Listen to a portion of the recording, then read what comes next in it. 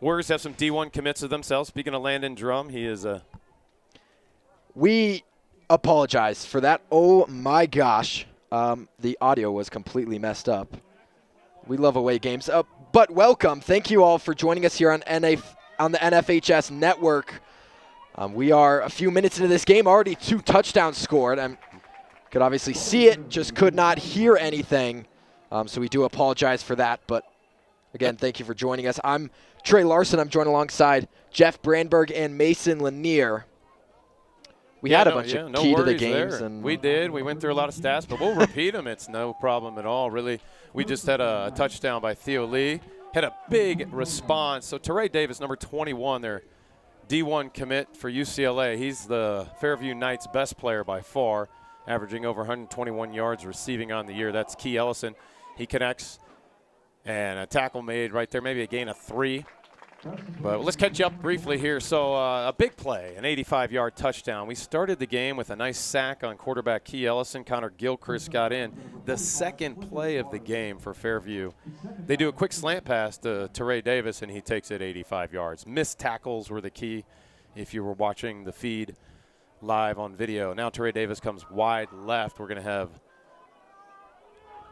actually have Jaden Tackett on him. See how that goes. And Key Ellison will do quarterback keep. He can scramble. He's got some room. That's Jake Mostek in pursuit. We'll push him out of bounds, short of the 50. They'll mark it right around the 50, it looks like. That's something the Warriors going to have to watch all night. Not only do they have to worry about Teray Davis, but this quarterback can run. Connor Gilchrist told us that he was going to be set on the QB spy. Hey, immediately, just some defensive things going on. We will get you caught up, but a lot happening. Shellhorn coming off. Landon Drum just went on. Landon Drum now guarding Teray Davis. Jaden Tackett now playing corner. So you don't have Shellhorn out there on the corner anymore. All right, Key Ellison in shotgun formation. He'll run again, design run, trying to find a crease, being patient, finding a hole, following his blockers. Pick up a 3. Great Good job by the Warrior defense there. Farley just bounced off the offensive tackle there and made a good tackle. Yeah, Key Ellison, 30 yards he averages running the ball a game. Definitely got to watch out, and good thing that Gilchrist should be on that QB spy. Should stop him. Shellhorn comes back on here. That's a good point, Mason. He had 11 carries last week against Rocky Mountain, but for only 28 yards, the quarterback Key Ellison. So that can be a little misleading. He can certainly have more than that. 2nd and 6 officially here from the 48-yard line. Back to pass. Plenty of time. Now he's looking to scramble, finding room in pursuit. Gilchrist looks like he slid. We'll see where they mark that. They might mark that just short. And he is holding up a 3rd down. I believe so. I think it's going to be 3rd and just short, 3rd and inches. Ball placed just on the other side of the 42-yard line. The Warriors did have a great response. We had a nice big bomb to Landon Drum in response on our opening play. That was after 2 plays with the Fairview Knights getting a touchdown. That's a great response. And then we had a couple more passes and runs. Landon Drum was the active one, nearly put it in the end zone. And then Theo Lee from the 1-inch yard line, if you will, just did a quarterback sneak. So we're at 7-all here with 6:26 on the clock. Key Ellison, shotgun formation, 2 wide left. One of those to Teray Davis. And it'll be a fumble. There's a pass caught, but ball went down. Are we going to give it to the Warriors? Did Gilchrist fall on it? He did. It's a Warrior football. Huge turnover. I was about to say just a small gain on the play of maybe a yard. That's right where they'll mark it, but it's Warrior football at the 41. That is a absolutely huge turn of events. Yeah, turnovers are key in a football game. You want to be in the plus side of that. Yeah, we've got glass in front of us, lights reflecting. That was far side of the field. I could not quickly make out the jersey number of who caught that. I was trying to look. We do not have a spotter up here. We do have binoculars, but we'll do our best to bring those. Now, we know our team a little better than theirs, of course, but we'll do our best to get the Fairview names out there as well. Okay, this time Landon Drum wide left. Marcelo Jaramillo going wide right. Connor Gilchrist, the tight end. We will throw to Landon Drum. Makes the catch, a little back thrown, but he got it. He's making a scramble down to the 45. Still thrown a little bit behind him, but nice job of twisting his body midair and making the catch. The very athletic Landon Drum. And where is he from, Trey? He's from South Anchorage, Alaska just moved here this year to Arapahoe. But we talked about this when our mics were not working, but one of the key to the game is definitely going to be Landon Drum. Hasn't been quite the same as we saw him at the beginning of the season when he was just completely dominating. But so far this game, he's already off to a hot start. Yeah, what a great job of the Warriors offense getting a call. That's a great throw over to Marcelo Jaramillo. And he's scrambling. Excuse me, that is that Connor? Colin Milky? Is that Colin Milky? That is Colin Milky. Correction, Colin Milky, number 18. Yeah, the passing game is going to be huge tonight. Fairview, great at stopping the run, not allowing many rushing yards a game, but you have already seen Landon Drum catch numerous balls, and that won't be the last. Yeah, we are not running the football. I mean, you had Jaden Tackett last week get 4 touchdowns and run for 330 yards. He's number 0 with the green cleats. Back to pass. We're looking over to Marcelo Jaramillo. There he's, and he slipped and fell on the turf. The turf monster got him there. He had daylight in front of him. Very shifty, fast sophomore, small stature. That one got my heart pumping. I thought he was about to. Me too. I thought he was going to break free there. He's 5'5", 150 pounds, but he is electric. So, all right. Trajan Frazier coming off. Sam Johnson going on right now, number 1. Senior captain for senior captain there. But, yeah, Mason, you bring up a good point. We are throwing the football a lot more than we are running it. All right, 3 wide right. That's Marcelo Jaramillo, Landon Drum, and Sam Johnson. And looking right, Theo Lee throws a pass over towards Sam Johnson. He has it inside the 20, and we're in the red zone. That's going to be a first down for the Warriors. 1st and 10. Boy, with 4:47 here in the first quarter, the Warriors have responded beautifully to a second play of the game being a touchdown for Fairview. Yeah, back to the fumble. Fairview was creating a really nice drive there, and that momentum, that just killed all of their momentum, causing a wrap out now to lead down here into the red zone. Now, it's not going to mean anything if we can't capitalize, so we're at the 17-yard line, definitely within field goal range for Jackson Cadwallader. He can hit from 50 yards. No exaggeration. He made a 75-yard free kick goal for the soccer team this year. Thiele back pass, looks left. He's got right down the side. Oh, that's a good play by Fairview. Man, I make that. Is that number 10 or 12? That was Evan Nicholson, yeah, number 10. Nicholson was open. No, I'm looking for Fairview, though, who knocked it down. Just to announce his name. That was a nice play. I feel like the wrong read there from Theo Lee. It looked like Trajan Frazier ran a similar route to Nicholson there, but Frazier just got a little bit more open coming out of the backfield as the running back. I almost said they're going down the seam. I did, yeah. And then I had to change what I was saying. That was Tommy Bauer for the Fairview Knights knocking that football down. Good job by the safety. That's Marcelo Jaramillo in motion. We'll hand it off to Trajan Frazier. He's so patient, finding room to the right side. Can he get by a tackle? Bumbling down toward the goal line. He'll be at the 1-yard line. 1st and goal, Warriors knocking on the door. Trajan Frazier still down over there, but love to see that from. He is a little frustrated with being hurt. You guys know I have him in homeroom, if you will, called Tribe at Arapahoe, and he's constantly coming in with different ailments and things, but he's a gritty player. Committed to Princeton. All right, trip back set like we had earlier in the drive. That's Brody Seek, number 7 in the middle. Tackett on the right. Nicholson on the left. We'll give it to Brody Seek. He'll take it in. Did he fumble it after? I think Seek took it in, didn't he? I think he fumbled it, but it's after he crossed the goal line. And I believe that was Brody Seek. See if you can check the replay, but I think they had handed it off to Brody Seek. Okay, they did. That's a senior who plays mostly defense, 17.5 sacks on the season. But we need to verify again. We've got no spotter and some reflective glass, so we're going to do our best. We'll have some corrections to make on some of the calls and things like that. But all right, Jackson Cadwallader out for the extra point. Again, Fairview just kind of watches, and the kick is good. You a little bit surprised by that? We've seen some missed extra points here and there. Fairview not doing anything by charging in. I think by Fairview not charging in at all, they're just giving up a point there. And if this game comes down to being close, you wonder if they were to block one, could that be a difference in the game? It just, you get a high snap or a low snap. If people are coming in, it just creates your heart pitter-patter a little bit. The holder could freak, maybe angled a little bit. That's Drew Craig, who knows, but there's no stress coming at him, so we can just be nice and calm and put it through the upright. So 14-7 Warriors, the 9 seed.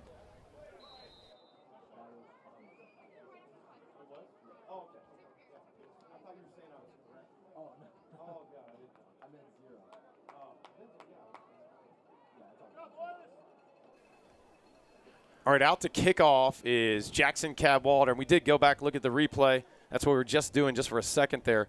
And that was number 0, Jaden Tackett, taking it in. So Jaden Tackett with his 5th touchdown in the last 2 games. What a threat. We haven't used him much tonight, but certainly putting one in the end zone will make him feel good about things. That's a nice kick by Cadwalder, and that's no option to return that. 1st and 10 from the 20 for the Fairview Knights. Jaden Tackett, last week, 4 touchdowns and over 300 yards. Just an absolutely dominant performance. Yeah, averaging 14.3 a carry in a game is not too shabby. That game was the first round of the playoffs. Warriors won it 58-42 against Westminster. Westminster, the 24 seed. Teray Davis stays in the slot here, stays lined up with Landon Drum, will defend him. So Landon Drum staying out there as the corner, and Key Ellison will do a quarterback run. He's got some room. He slips and falls himself. That's the second time we've seen the turf monster get someone going down. He goes down around the 25-yard line. It'll be 2nd and 5 from the 25. I know it was a 6-yard gain there, but I am really liking what I'm seeing from the Warriors defense. They've adjusted super well. They have, obviously, Landon Drum playing press coverage against Teray Davis, and then they're also spying the quarterback so well. So now you got Jaden Tackett on number 21, Teray Davis. He's wide left. Key Ellison remains in shotgun formation. One lone wide receiver far right. Not a lot of running game from either team so far. And play's been blown dead. That was number 2 in motion. Sabi Rutgers. Timeout on the field for Fairview. Well, 3:25 to go here in the first. 14 for Arapahoe, 7 for Fairview. Not a bad start, gentlemen. Yeah, we're going to take a quick break. Be right back.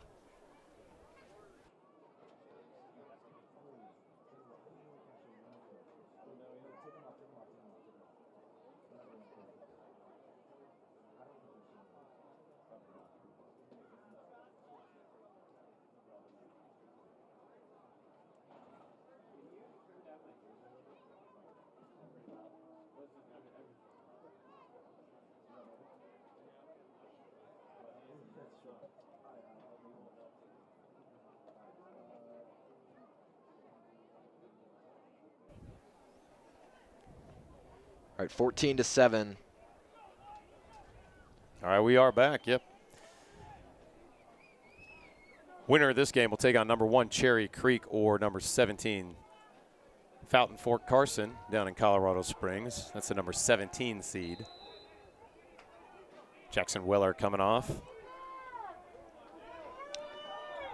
Fairview completely stacking the box. Yeah, here. under center, different call here now. Double wing going to Teray Davis as a fullback. He's going to break left because he finds room over there.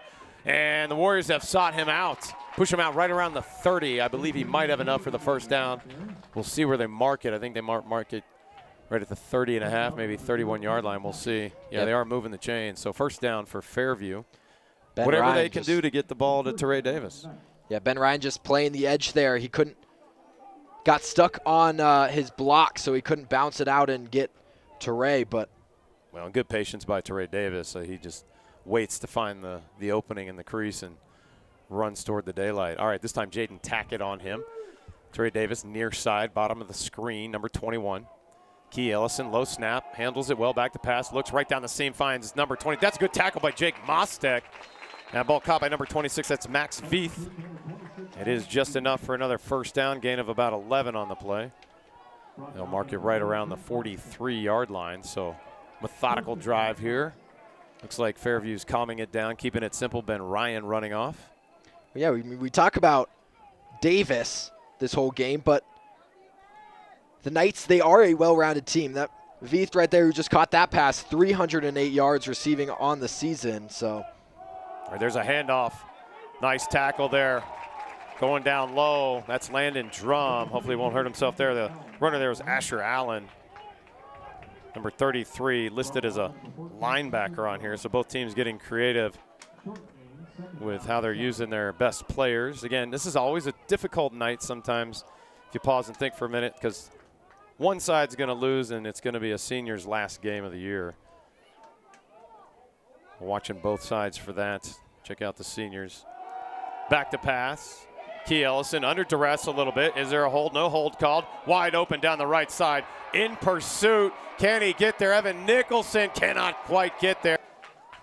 Head referee down there, John Coughlin, the white hat. We'll see what he has to say. That was Max Veith who did score the touchdown. You had just highlighted him. Maybe don't highlight him anymore. It worked out in our favor. It did. Actually. Well, we'll wait and see and make sure, but yeah. Well, while we're waiting on the ruling, you watch the ruling.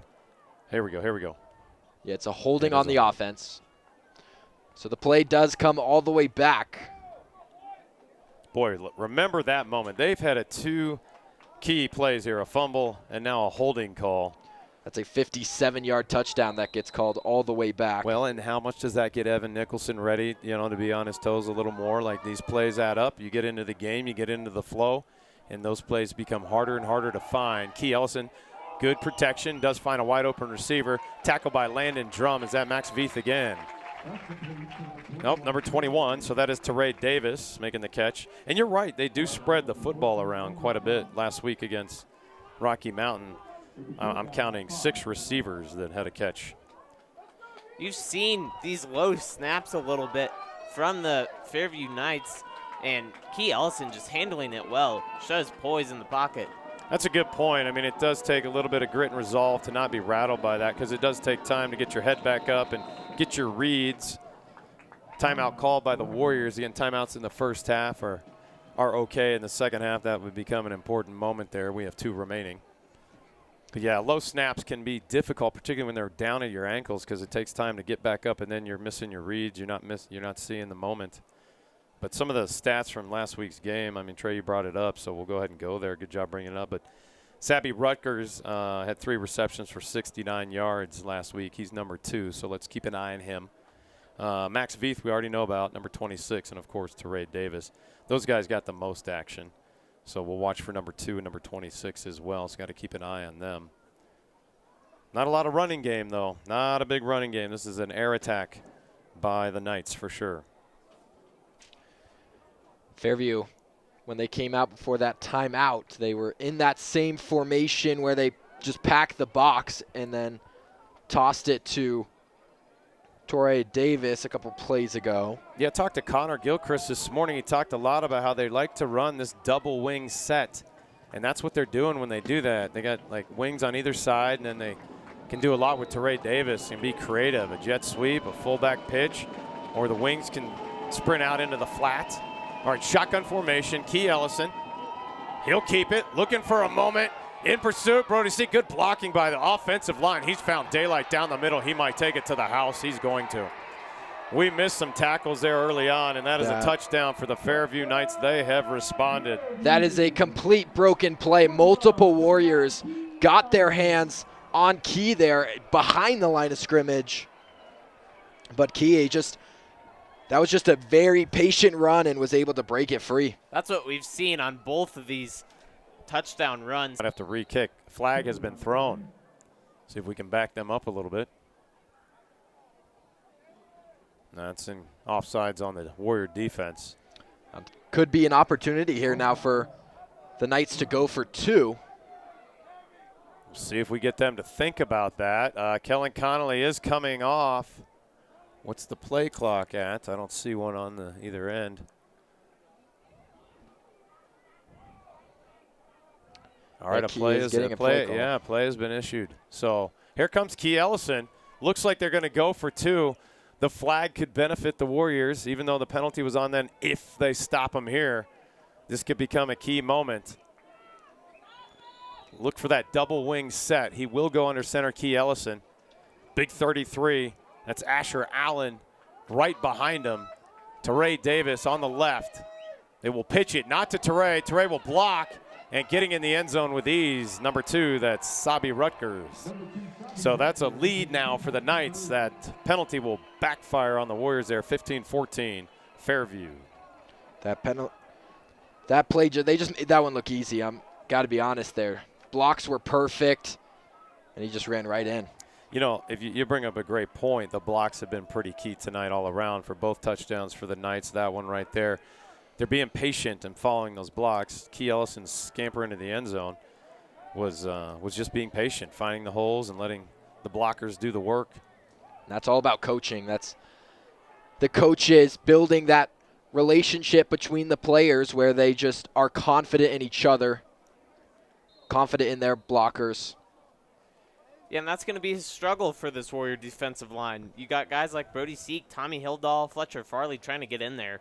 And if the blocks are that perfect, you might never see the quarterback on the ground. I would say on the first touchdown, that second play of the game, Teray Davis's 85-yard quick slant scamper into the end zone. But those were more missed tackles, right? But the others, there's been a lot of good blocking, a lot of protection for Key Ellison. The offensive line doing its job for the Fairview Knights. But the Warriors have responded all night long. We're on the road. The second play of the game is a touchdown for Fairview, and we come right back and equalize. Back to return here, Marcelo Jaramillo and Jaden Tackett. Marcelo, probably one of the best kick returners in Colorado football. He averages the most yards per return, and he also has 3 It's Jaden Tackett right here from the 5. They didn't kick it into the end zone. He's across the 20. It's already a benefit to the Warriors up to the 30. He breaks down across the 35. I thought he was going to go down around the 30. He kept his legs moving. And the little pooch kind of to the 5-yard line backfires on Fairview. Decent field position for the Warriors starting from their own 36. Looks like they'll mark it at the 37-yard line. All right, that will bring us almost to the end of the first quarter. We're under a minute here with 59 seconds and change. Jaramillo will start wide right. All right, Theo Lee calling out maybe a change to the play. Landon Drums on the near side of your screen. And there's a flag. I saw a little bit. It's either a false start on the Warriors and Sam Johnson or the Knights jumped in. I'm hoping the Knights jumped in. Yep, offsides. There it is. I didn't see Johnson move, so that's great. Stayed frozen. Love seeing him out there playing both sides of the football. Yeah, always nice to take a free 5 yards there. Yeah, so 1st and 5 now from the 4. Wide right. And Theo Lee in shotgun formation. He will look toward Landon Drum, staring him down. He'll throw deep. Can Drum get some space? He can. He's got it. He's almost into the end zone, down at the 1-yard line. And for the 3rd time, the Warriors take it to the 1-yard line. 1st and goal, Arapahoe. Yeah, for the Warriors, it's just been an air assault all night. You haven't seen really any running except for that one Tackett run there. He made one little move right around that 30-yard line, did a little juke curl, and then boom, broke free. We got trips in the back.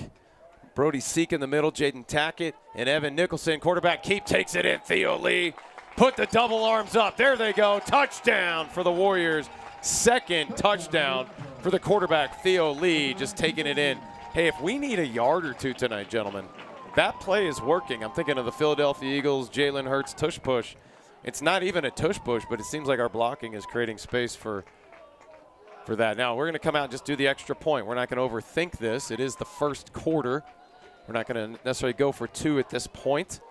This can matter later. Math game usually played in the second half. Cadwalder out for the extra point. Then we'll see if Fairview now not just standing. They might come in on this one. And they do come in. And Cadwalder's not phased. Cool, calm, collected. The junior goalkeeper for the soccer team puts it through the uprights.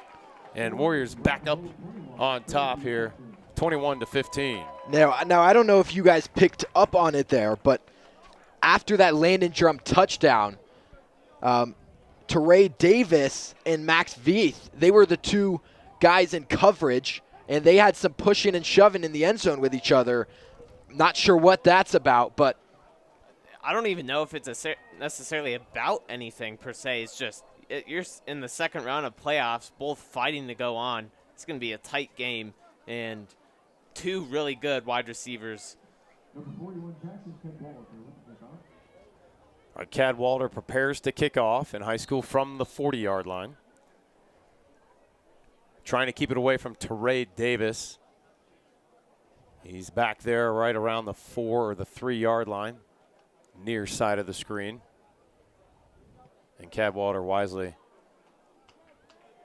puts it into the end zone.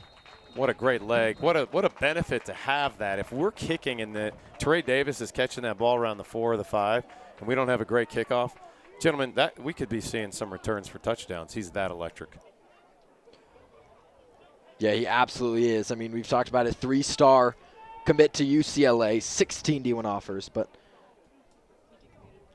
actually we're just getting word he decommitted from UCLA, so that's something to look at. But I mean, he's a 2-sport athlete. He also dominates in basketball.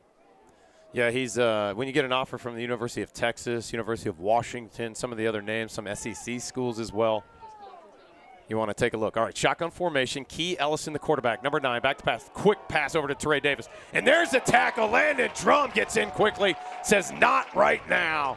And motion's over. He's fired up. You can read that body language.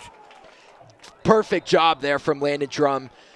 It was Max Veith who was supposed to block Drum there, but Drum just shedded the block perfectly and made the play. I like having Landon Drum out there. I think it's a good call by Coach Brayton. That's the end of the first quarter. That's what's going on here, so we'll switch ends. But 21 points in the first quarter. If you came into tonight saying, hey, is that going to happen? I wasn't too sure about that. You look at some of the scores for the year that Fairview's had. Now, again, their opponents are one thing, but you look at the scores, and they have not given up many points at all year. I mean, the Arvada West game, they gave up 34 points. But aside from that, they got victories of 41-7, 63-0. The Monarch game, they gave up 41 points, but they scored 62. Gentlemen, this team has not given up a lot of points, though. No, but schedule is one thing for sure. They have Fairview in the 24 teams that made the Shasta 5A playoffs. They had the easiest schedule. Yeah, their schedule is a little lighter. The Centennial League is so strong and so rich in history as well. You play a juggernaut like Cherry Creek, it feels like you're playing a D1 football team. It really does. Fairview has scored 515 points and only given up 167. Arapahoe, in a tougher league, can be misleading, to Trey Larson's point. 280 points on the year, giving up 268, so only plus 12 there. But again, it's who you're playing. And it's also who Coach Brayton schedules against. Teams like Pine Creek that aren't in your league. Those are tough battles. All right, here we go. Back in action. Again, it was a 3-yard loss. Landon Drum with the tackle on Teray Davis. And we got second down and 13. I think the board says 17. I think looks like we jumped there. That might be number 92. I'm pretty sure the whole entire defensive line just jumped right there. Yeah, it did look like it was led by Thomas Hildahl. He had a great game last week, though. I'm not going to knock on him. All right, that puts the football right at the 22-yard line. So now second down and 8. First penalty that I can think of that's hurt the Warriors outside of the one for the 2-point conversion. All right, we're going deep to Teray Davis. Shellhorn on coverage there, trying to get to Teray. He does knock it down. No flag. That is absolutely fantastic from Carson Shellhorn. The sophomore stepped up this year, took on a starting cornerback role halfway through the season, and he just put the clamps on Teray Davis and played one of the cleanest defenses I have seen from this Warrior team all season. In class today. Had him in class. Pulled him aside. Said, Carson, just make sure you turn. Make sure you turn. And he did there. He turned, he looked, then he found the ball. He knew where to kind of speed up, get close to him, but he did not get too handsy. And the timing was perfect. Excellent timing. And again, I told him be unshakable. If you have a play that's bad, don't let it bother you. Get the next one. And he's doing that, showing that out there. That was a big play to stop Teray Davis. All right, football caught there right around the 32-yard line. That is Teray Davis. Tackled by Jake Mostek, enough for a first down, so a simpler play here. That's what Fairview was kind of doing on their last drive, creating a little bit of methodical energy, moving the ball down. But that big air attack, that was a big play by Carson Shellhorn. I like that he got out there. When Drum's out there and Jaden Tackett playing corner, are you going to get your sophomore out there with the seniors? And Coach Brayton did, showing he believes in him and trusts in him. And that's going to give those offensive players, Drum and Tackett, that play both sides of the ball, some rest. Handoff. This looks like big number 33. Gentlemen, make sure I got that correct. Hard to see the jersey there. Tackled by Fletcher Farley, and that is, again, the running back, Asher Allen, the ball carrier. Warriors playing with 4 defensive linemen, 4 linebackers. What that does is that somewhat closes off the quarterback run game because you have all of those linebackers who can play as sort of a spy. Yeah, I was talking to Connor today. He said he'd be the main spy, but boy, we haven't seen Key Ellison scamper yet, but we'll see. Brody Seek hasn't gotten a sack yet either. Here we go. Trying to scamper, under duress, trying to find a window, being patient, running into his own players there, and getting it to the 39, 40-yard line is Key Ellison, just bouncing around, trying to find a window. And he did, all the way up to the 40. Yeah, I mean, the patience this guy has is incredible, just waiting for the right window to pop in, and didn't find one there, but found a couple earlier. He made something out of nothing for sure, Mason. Absolutely correct. Shellhorn back out there. Drum will come out. I like this. This takes a little pressure off Drum. All right, they're in that double wing set. We'll see what they do. Under center, Key Ellison. Fake pitch. Breaking free. That's big number 31 getting tackled right around the 50-yard line. It's Brody Seek making the tackle. Ball carrier Peyton Pacheco. So Pacheco getting the rock. Asher Allen is number 33, so those two have been the running backs so far on this evening.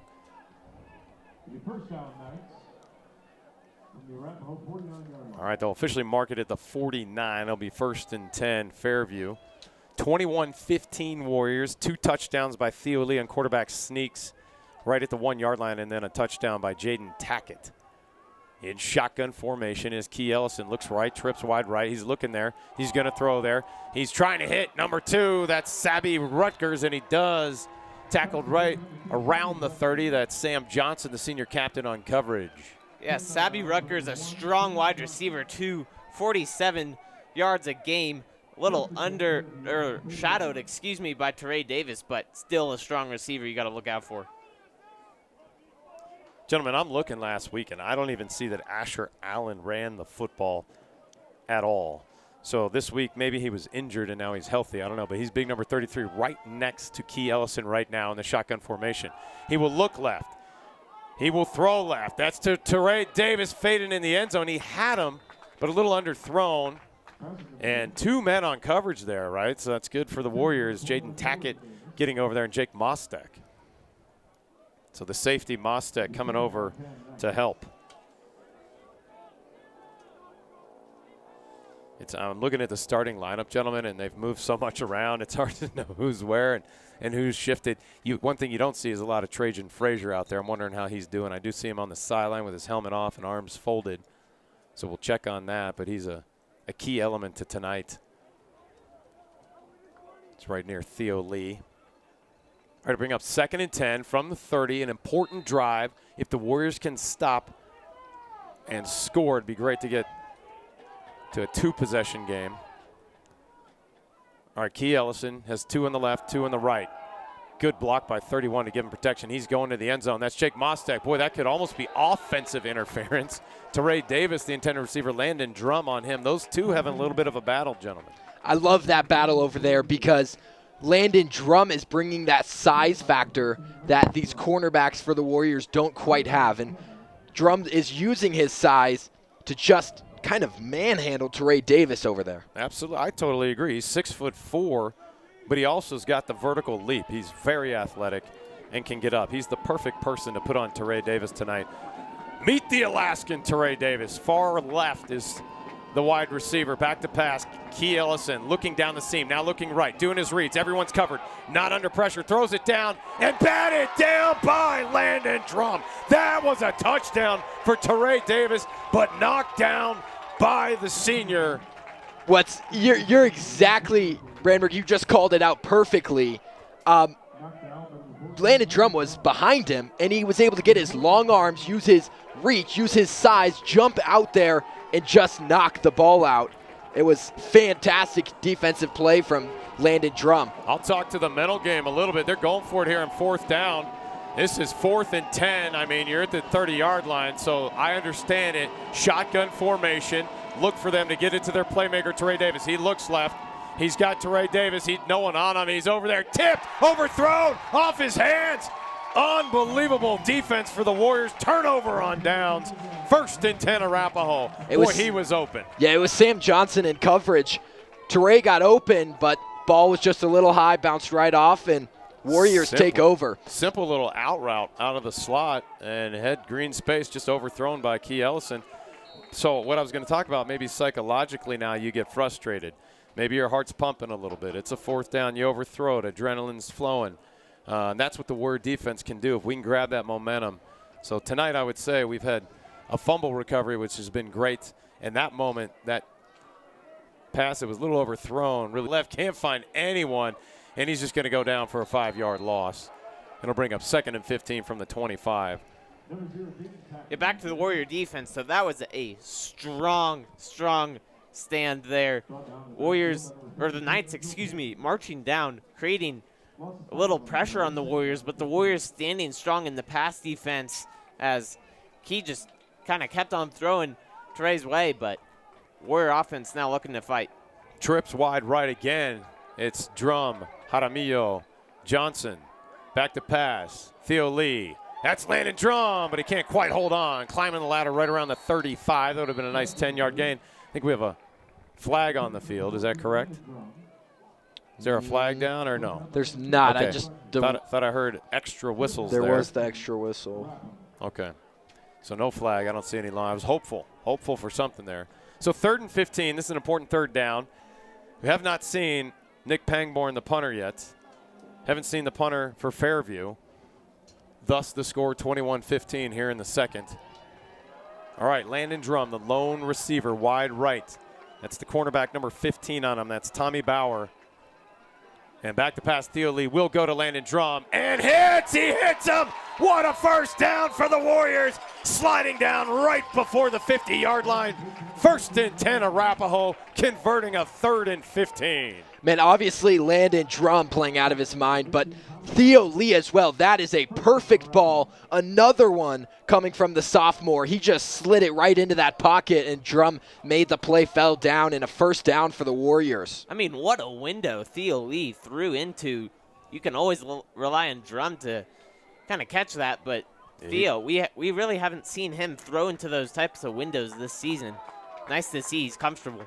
It's a great point, Mason. He certainly did thread the needle there. All right, handoff on the end around here. Marcelo Jaramillo finding space on the left side. Runs into his own man, but patiently, and takes it out at the 41-yard line. Nice gain. Might be enough for a first because that's where the marker is. We'll see where they put it. First time Jaramillo touches the ball tonight. And they're moving it. He pointed to move the chains. I see the side judge. He's saying 1st down. So they're going to move the chains. 1st and 10, Warriors at the 41-yard line. Jaramillo knew where the marker was and wisely went out. Good job being patient there. What a 3rd and 15 conversion. I think the other thing that we need to sing and praise about is the offensive line. Gave Theo Lee great protection there, and he had plenty of time to find Landon Drum. They're doing a good job tonight. All right, Landon Drum wide right in the slots. Marcelo Jaramillo. Connor Gilchrist, the tight end, 25. Senior captain on the left. Evan Nicholson, the wing. Theo Lee in shotgun. He's got Tackett to his right. He will roll to the right. Theo Lee looking right. He will throw toward Landon Drum. And how did he find him? Unbelievable catch. And he takes it down to the 30. His yards after catch there was a good 6. Caught it right around the 36. Takes it to the 30. Another 1st down for the Warriors. I mean, my jaw is on the floor right now. I don't understand how these have, I mean, the completions, the past 2 have been insane, but the yards after catch, like you said, Bramberg, nice little chunk. I couldn't agree with you more. It's a great, I mean, the jaw on the ground is a great point because we've seen what this offense is capable of, just haven't seen it yet to come to fruition. But, boy, they are on all cylinders tonight. It's a super simple play, just a comeback and a short out route, but it worked out perfectly. Yeah, smart to be simple. All right, going deep toward the end zone, right down the seam to Marcelo Jaramillo, and he can't quite bring in the rock. That's toward the back of the end zone. Now Marcelo a little shorter in stature there than Landon Drum.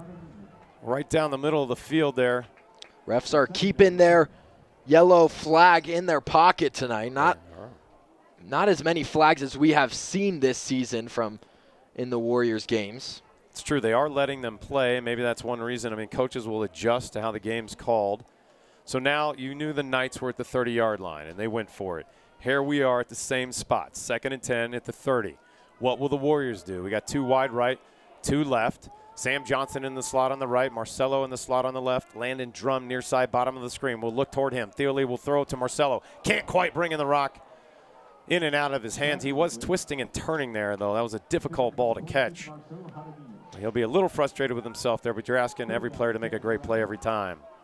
Yeah, Lee just tried to lead Jaramillo there, tried to throw the ball before Jaramillo had even broken into his route. If you are thinking field goal, this is a 47-yarder. There is a slight breeze at our back. Let's say maybe 5 miles an hour at most from right to left on your screen. So it would be a 47, 48-yard attempt. See if the Warriors can get a little more. We're going to call a timeout here, I believe. And we do. That's our second one of the half. We have one remaining. So, gentlemen, what do we do here on 3rd and 10? I think you go back to what's been working tonight, which is just finding Landon Drum somewhere. I think you got to try to find him in the middle of the field, maybe on a slant, even put him on a deeper route like a post. But just go to what's been working. Yeah, one thing you haven't seen him do much this year is a jet sweep or an end around. He's always going deep with his size being 6'4". But that's another option would be Marcelo Jaramillo on a jet sweep or end around. We'll see what the Warriors draw up here. We haven't seen the handoff to Tackett too much tonight, but I don't know if we're going to try to get some yardage for a long field goal attempt or not. Again, we're only up by 6, so a field goal looms important. Would put the Warriors up by 9. I think definitely if you can't get that first down, you at least want to get a good chunk, maybe 5, just to make the field goal a little more comfortable for Cadwallader. But it's a great point. We'll see what they do. See what we draw up. Theo Lee's got the play. And good blocking downfield. So Sabby Rutgers, number 2, getting into the pay dirt for Fairview. Yeah, and that was Ryan Rutherford who absolutely just blocked the heck out of Jaden Tackett. Tackett tried to fight off the block, but could not get off of it. And yeah, good job by big number 19 for the Knights. It's a great point. Rutherford did a good job. Because that can get called, and refs will watch that very carefully. He did not hold any part of his jersey. Tackett just had a difficult time getting around the big fella. I think we've seen great blocking from both teams tonight, just creating these holes that these players are running through and allowing Sabby to really move and get down the field for a touchdown.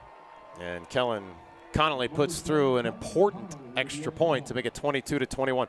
Why is it 22? The Warriors earlier in the game had an offsides called against them on an extra point. It put the football half the distance to the goal, so the Knights decided to go for 2 and scampered in untouched.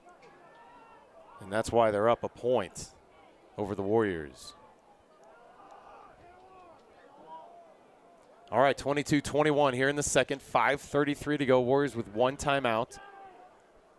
What a good football game we have tonight. Boy, Fairview's been here only 1 time this year. The game they had that was similar to this, they lost to Arvada West 34-33. They have not had any other close games. So one argument would be they have not dealt with being under pressure situations. Their last several games have been easy victories. Last week beating Rocky Mountain 63-21. They're 9-1 on the season with that lone loss against Rocky Mountain all the way back on September 5th. It's been a while since they've been in a game like this. Playoff football, 5A Chassa playoff football. And Fairview, the team on the bye, the 8th seed, the last team to get the bye. All right, that's kicked over toward, that's Carson Shellhorn. On the return, the sophomore Shellhorn returning it. He's at the 20, takes it to the 24-yard line. Gentlemen, when have we seen Carson Shellhorn return a kick? I don't think we don't have. think we have, all yeah. season, yeah.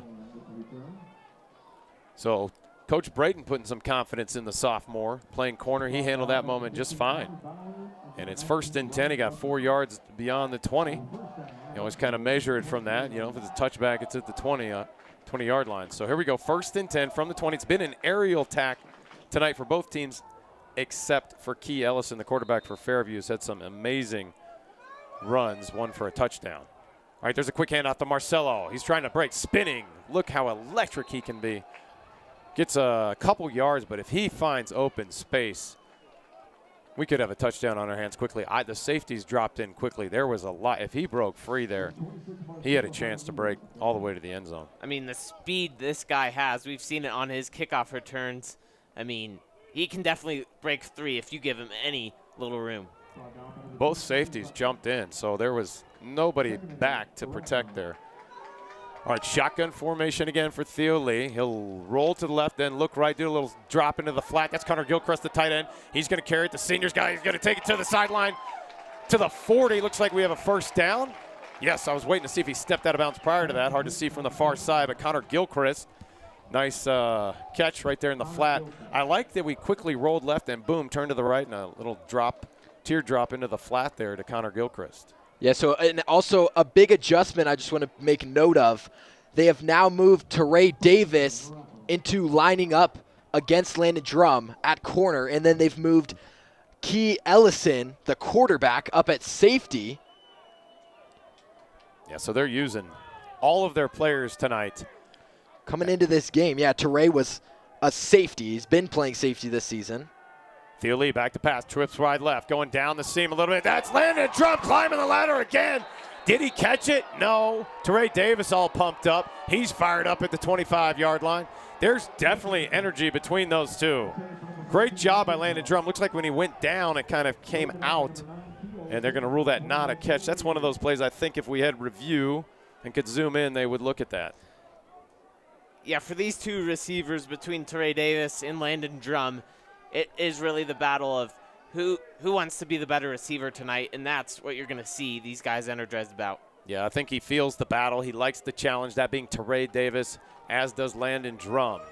So Teray coming over on Landon. We got 2nd and 10 from the 38-yard line. And it will be a running play. Jaden Tackett can't find anything there. Maybe lost a yard or two there. They will mark it back a couple yards. It's going to be 3rd and 12 for the Warriors. Gentlemen, last time we had 3rd and 15, it worked out pretty well. See what we draw up here. Now, I think a key here, just don't let Teray Davis get into your head, Landon Drum. Stay calm, stay composed, know you're a great player, and go make great plays. And that battle also, I know, fueled for Landon Drum. Drum, both of these guys, 3 stars, but one guy with 16 D1 offers. Landon Drum, on the other hand, with 3 D1 offers. All right, 3rd and 11 from the 37. Trips wide left. Theo Lee looking down the middle now, doing his reads. He will go down the middle. Landon Drum drops it, was wide open. Totally had the football there and couldn't hold on. And running over to get in his ear a little bit is Teray Davis jawing his mouth at him. And that's, we'll watch for that. Ref did notice and pointing at Teray now. So that was a noticeable moment there that could backfire.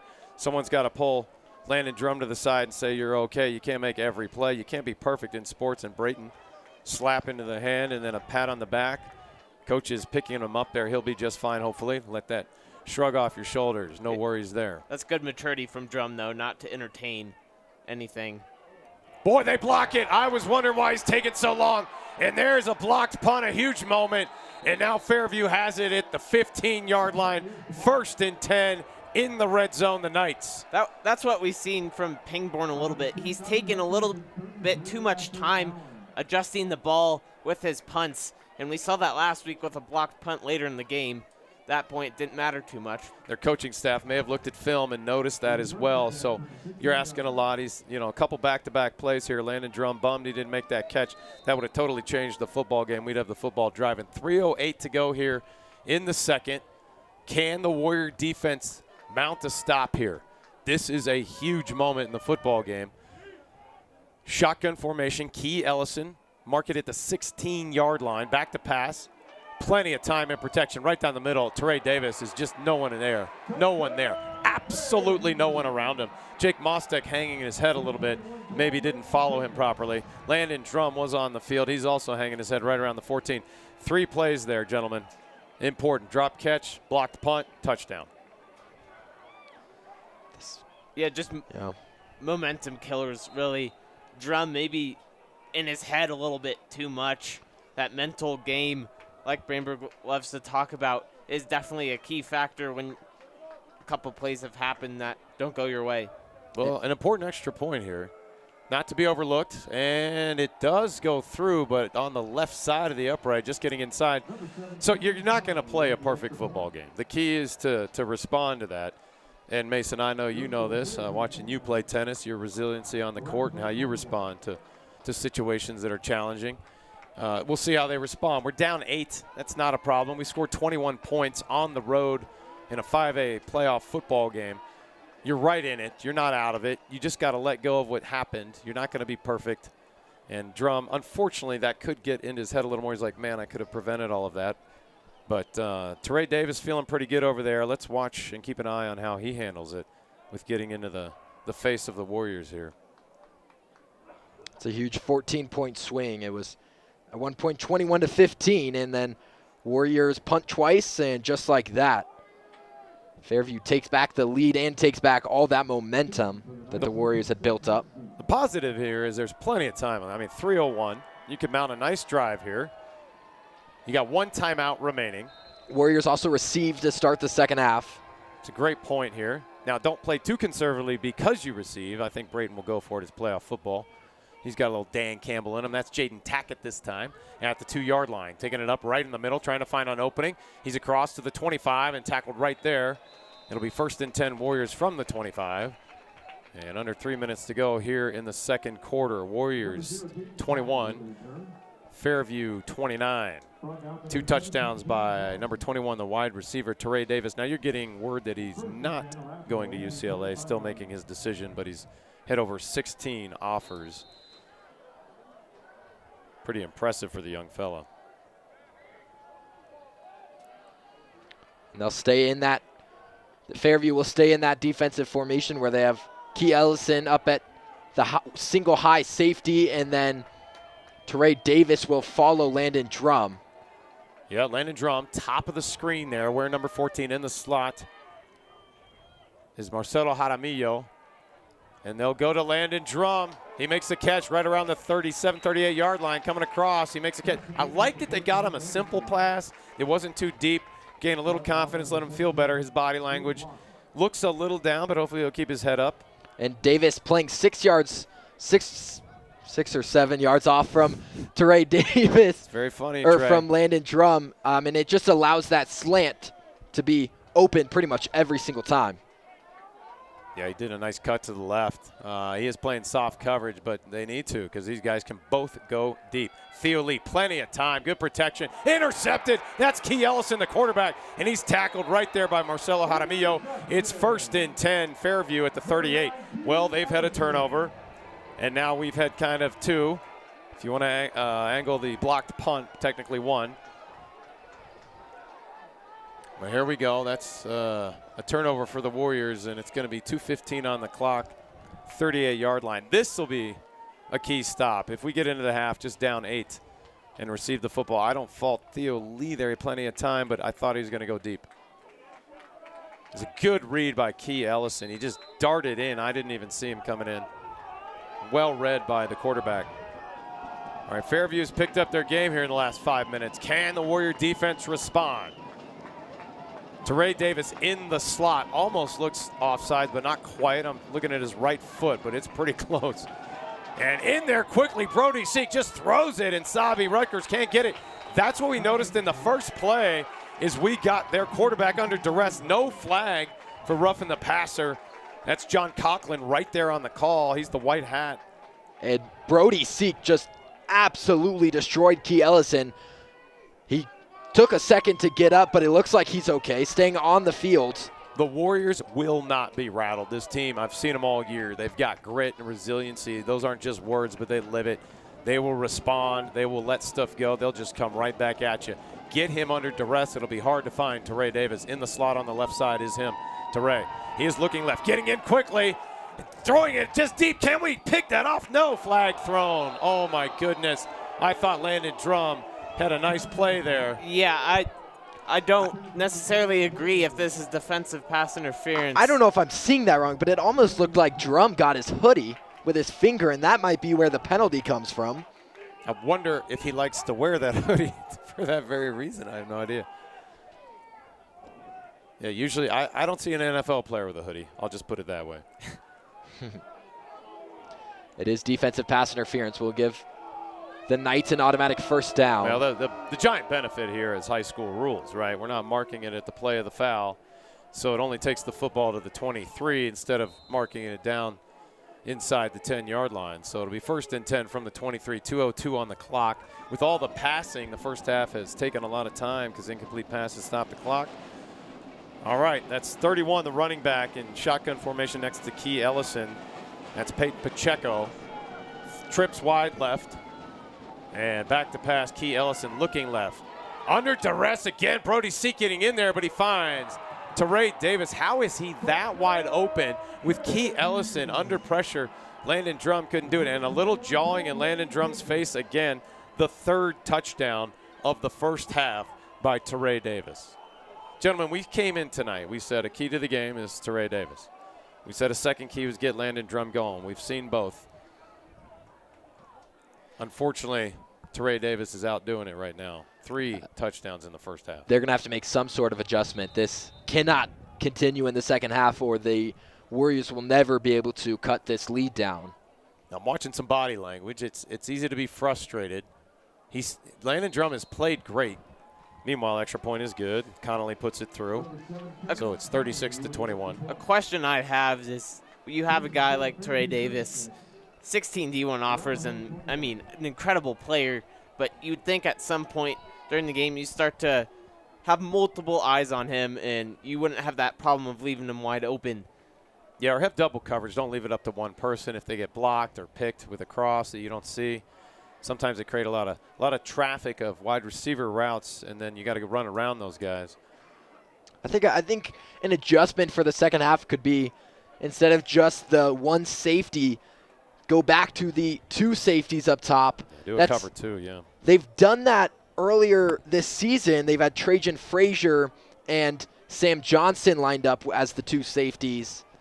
But for this game, they've just switched to only one of those guys. They've switched in between who's played. Obviously, Frazier out of the game, hasn't gone back in since the first quarter. But he is not. That's an important point. When you're losing one of your best players, that's tough. Number 2, Trajan Frazier, a senior captain. You know, the Knights do average 51.5 points a game this season. And they got 36 on the board here in the first. All right, this is going to be Marcelo Jaramillo. He can return it for a touchdown. We've seen it before. Can he find a window? Can't break free of that crowd there. Takes it to the 29-yard line. It'll be 1st and 10 Warriors. Yeah, Warriors last week defensively struggled a bit against Westminster. Again this week, 36 points in the first half. Obviously a strong offense Fairview has, but something definitely to look at. Yeah, Warriors giving up 42 points last week. Of course, they scored 58 themselves. And 2 of those touchdowns did come in the trash time, as we call it. But yeah, at the still. end of the fourth quarter, right. Trips wide left. Teray Davis over there. It looks like he's covering all 3 of them right now. And wide open is Landon Drum right there at the 39, 40-yard line. Gets a gain. Takes it out. 1:43 on the clock. I want to see the Warriors have a little bounce in their step and equalize here like they did after getting down 7-0. They came right back and believed. I want to see them not be frustrated with not being perfect. And that's so essential as an athlete to let that go. So I hope those are proper thoughts going on in the minds of the Warriors right now.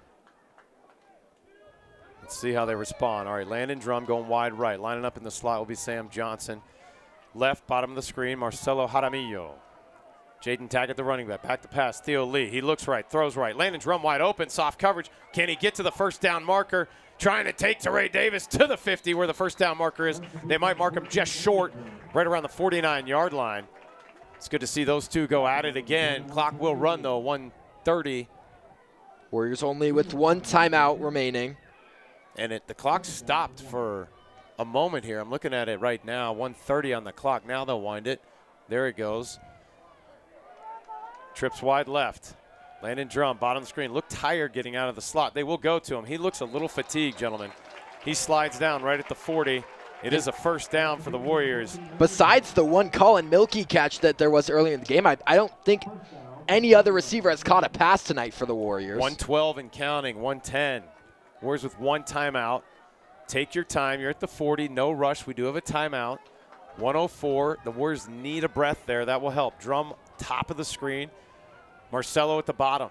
Sam Johnson in the slot. They're going to Sam Johnson. He can't quite come back. Boy, I wish he had. He would have bumped into that corner who did not turn. A potential pass interference could have been called there. That's Key Ellison on the coverage, the quarterback, number 9, playing safety tonight. Yeah, Brenberg, you were saying Drum looks fatigued earlier. He's been in this game a lot in the first half. He's been in on the defensive side of the ball and the offensive side, making plays both ways. Yeah, and he's not used to doing that. And then we were kind of praising Coach Braden getting Shellhorn in there to get him a break here and there. Thiele, tough snap, gathers it, throws over. Can he climb the ladder and bring it in? I think Landon Drum. No, they're going to say incomplete. Boy, I thought he had it right at the 31, but his feet didn't come down. But see how he's walking back to the huddle? Do you see both hands on the hips, head down a little bit? He's either fatigued, frustrated, or both. But this is a moment, 44.2 on the clock. We're at the 40-yard line now. This is a heck of a kick. It's a 57, 58-yarder, but you get a little more. Jackson Cadwallader's already practicing right now because a field goal is big. 36-24 is a big change. You're only down 12. Right now, Warriors down 15. 36-21, Thiele. All right, nobody wide left or right except on the end. You got Gilchrist, Marcelo, and Evan Nicholson. Will go to Jaden Tackett in the flat there, and he catches it right around the 36-yard line, scampers out of bounds at the 32. That's a great job from Thiele. Went through his progressions, then just dumped it off to the flats to Jaden Tackett. Tackett got out of bounds, clock stops. It is now 4th down, though, so a decision here for the Warriors. Oh, you go for this, no question here. You just do. Pangborn runs on.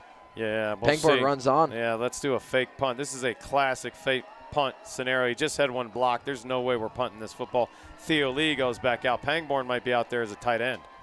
Okay, he has done that before this season. With Lee out there, we're going to run it. Pangborn is number 96. He will line up as a tight end on the left side. Trips in the back. Brody Seek, Jaden Tackett. Oh. That's a jump. Yes, I thought they moved too. Jaden Tackett gets the ball. He will carry it across for the first down. Helmet comes down off. to the 25. We're at 32 seconds, and the clock will stop. DJ Curry's helmet came off there. Yeah, He'll have to come off for a play. And here he comes. Not happy about it. But the Warriors called the timeout, so he won't have to come off. Number 71, DJ Curry, and Brayton will get things organized. That's a good timeout. I mean, you want one for the kick, but I've seen it. We can scamper up and spike the football as well. So now we're getting into the Jackson Cadwallader's field goal range, and we kid you not. This is one of the best legs I have seen since I've been doing high school football and watching games back to the year 2000. This is as impressive of a leg as I've seen. So hopefully the Warriors can have an opportunity to put points on the board. 1st and 10 at the 27. What do you draw up here, gentlemen, with 32 seconds to go? I think you got to find Drum. Even though he might be a little fatigued, there might be a little play out to the sideline or get a little toe tap in and get out of bounds to stop the clock. Yeah, no more opportunities for the Warriors to stop the clock after this. Yeah, so a fade to the end zone is great because you catch it, the clock won't run, right? Like it's either incomplete, intercepted, or caught. So I could see that being one of the calls. We'll see what Coach Brayton does here. How aggressive? Are you thinking field goal or are you thinking more? I think you're obviously thinking more here, especially with how this score is. A field goal it inches you a little bit closer. Drum's not out there. He is. Right? He's all the way wide left. Oh, there he is. I'm blocked by this bar in front of me. Thank you for that. So I was saying, why is Jaden Tackett the only receiver on the left side? Back to pass, looking left, throwing toward Drum, and picked off by Teray Davis right there at the 10-yard line. And he's acting that he got pulled and held. And Coach Brayton's upset. Here goes Brayton. Now he'll have to stay calm. Another coach comes over to get him. He can get feisty. Well, Jesse Craig not happy at all. He's barking at the ref, saying Landon Drum got pulled. So Warriors haven't got a call all night. All night they haven't got a call there. And I mean, in the pass game. A horn out there. And Mostek looked to be the safeties, and I think they're going to go to victory formation. No, they're going to fake it. They're going to run it. Can he find space? Electric, number 2, Sabby Rutgers. In pursuit, Sam Johnson being patient. Boy, they swallowed up by a bunch of Warriors there at the 35-yard line. You got to expect that if you're the Warriors. This Fairview team is relentless. They will not give up on offense, so I just think you should have came out expecting it, and it just didn't look like the Warriors did. They just looked flat there. Yeah, McCartney, the head coach for Fairview, aggressive. I agree with you, Trey. You can never, ever assume it's playoff football. Take every chance. I mean, they're piling points on all year when they can. They win games like 47-0, 56-0, 63-21, 63-0. There's a reason you average 51.5 points a game if you're head coach of Fairview. McCartney loves to pile on the points, so he will not be happy with 36. He'll want more. All right, so timeout on the field, 15.3 on the clock. Warriors down 15. They were up at one point, 21-15. So this has been 21 unanswered points by the Fairview Knights.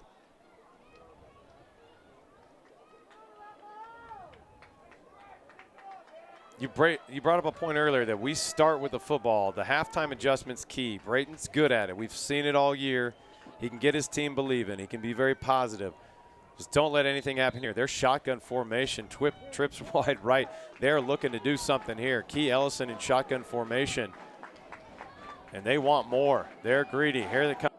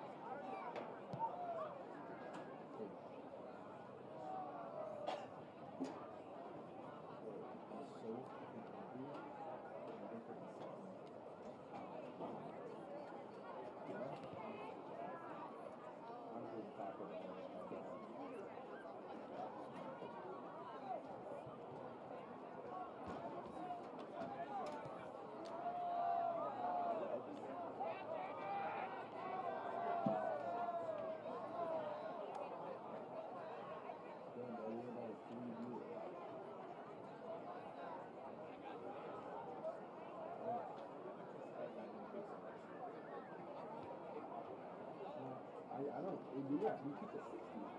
Oh, 60 people are watching through YouTube. Because this is not NFHS. This is 60 people watching on YouTube. So I think if you go to our website, because the website has the link to. I'm making another post.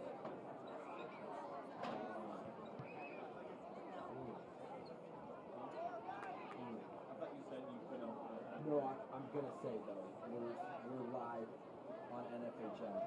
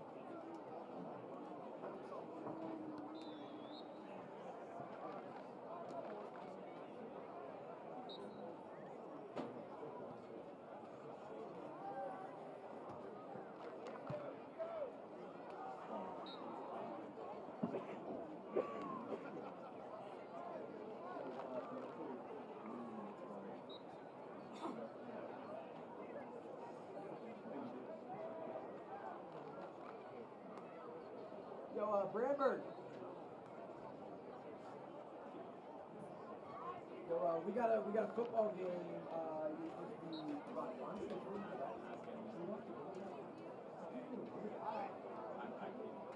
I think you can say it. When I try to like put my hand out, so you know that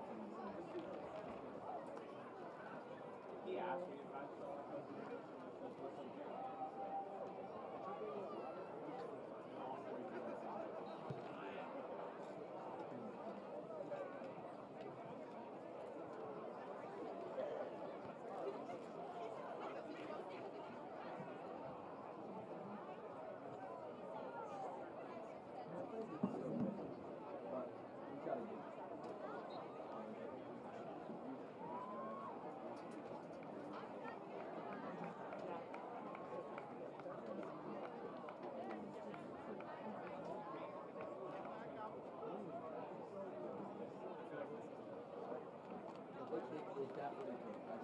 Two ways, real ugly, or the Warriors find a way to stop them.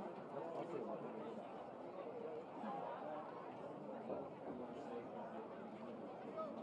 Well, not real ugly. It could get, even worse for the Warriors.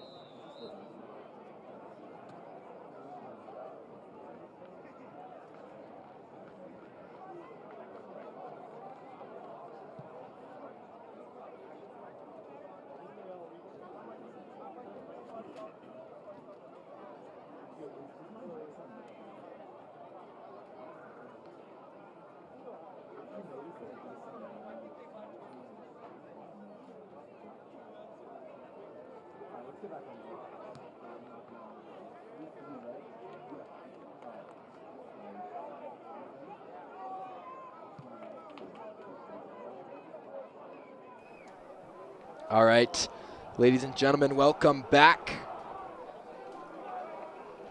to the second half of this boys football second round of the playoffs. It's the Warriors against the Fairview Knights. Warriors coming into this game as the 9 seed and the Knights the 8th seed. Warriors had the early 21-15 lead at the end of the first quarter, but then Fairview just took off. And big part in that was, of course, Torrey Davis. Davis and Landon Drum been the matchup to watch all night. Davis with 3 touchdowns as well as an interception. Gentlemen, I was late because I was down there talking to Trajan Frazier's parents. It's a tough thing. They're actually right down there in front of us right now. We're getting the update on Trajan Frazier, the senior captain, number 2. He is done for the night and for his career at Arapahoe if we lose. So that's a tough moment. Those parents are struggling with that. But it's his shoulder that's bugging him. He does have a torn UCL as well.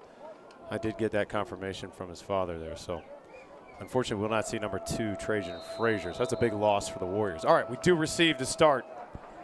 And here we are, a little pooch kick.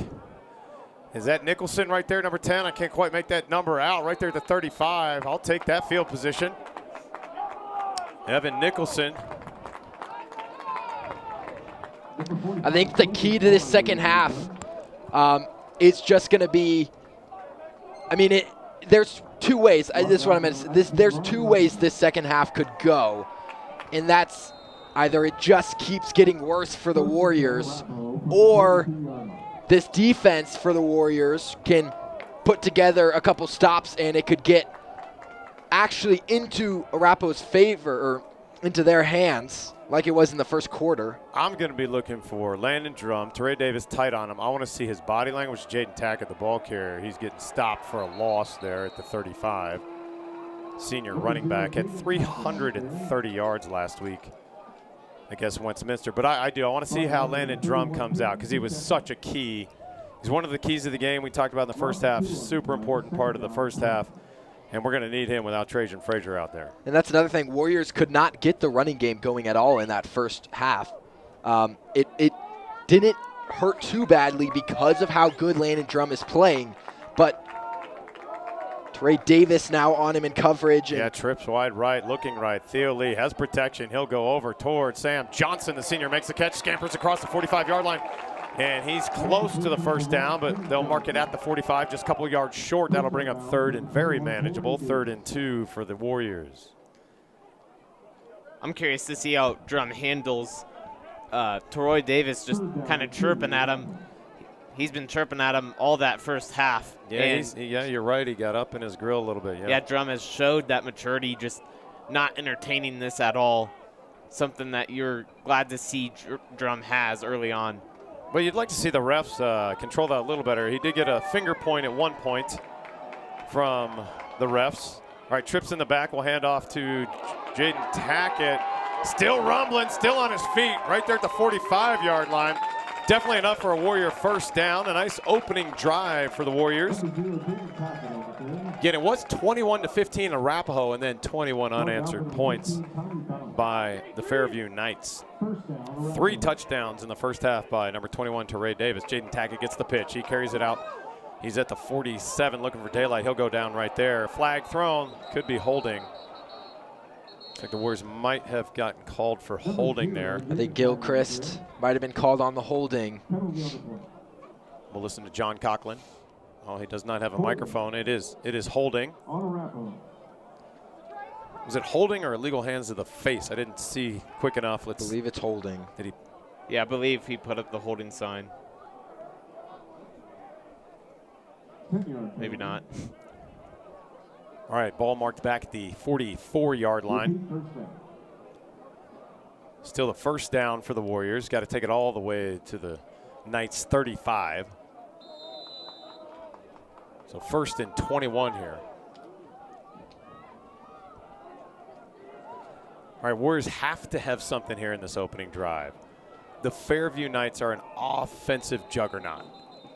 And there's blown whistles on the field. We'll see what's going on here. When you get behind against teams like this, it is a tall task to climb your way back into the game. So could be a ball spot moment here. We're seeing what they're doing. I think maybe they don't like where the ball is, and they're just verifying and confirming. I think Jesse Craig wanted it moved up a little bit. All right. Jaramillo getting in position in the slot. Theo Lee calls him. There's the flag. And good. He was making a call there. You could see he wanted the ball, but like kind of a fake snap. Good job by Gio Carrera, the center, just staying poised, and we'll get 5 more yards back there. Puts it up at the 49-yard line. So now it's 1st down and 16. They haven't updated the board there. I can see here frustration there a little bit. Yeah, that board's looking a little unusual, saying it's 3rd and 1. Is that what they're saying? Anyway, it's 1st down and 16. Warriors need to get to the 35-yard line. Landon Drum, bottom of your screen. Teray Davis on him. Theo Lee looking at Drum. He'll throw a little fade pass right down the seam. Wants Marcelo Jaramillo, but that's going to be picked. Can't do that. Does not go down. I think that's Veith. That's Max Veith. He's at the 35, 40. Flag's been thrown. Could be an illegal block in the back on the return. Good job by Jaramillo. Fumble! Jump on it, Warriors! They called the whistle, though. It's just a ball you can't throw. Theo Lee, there were 2 receivers there, but also 3 defenders, and neither of the receivers in the area were open. I think Theo might be trying to look for the big play early on, but let's see what this flag is all about. This is an interesting call. There seems to be some conversation right there at the 50-yard line. I can't tell if there's a flag over there on. Yeah, we got 2 on the field. There's one at the 33 and one at the 44 near side. So 1 will be declined. Holding against Fairview will be enforced. So no interception.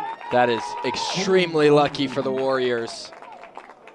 It is. I mean, you mentioned we weren't getting the calls. They are throwing the flag a little more here.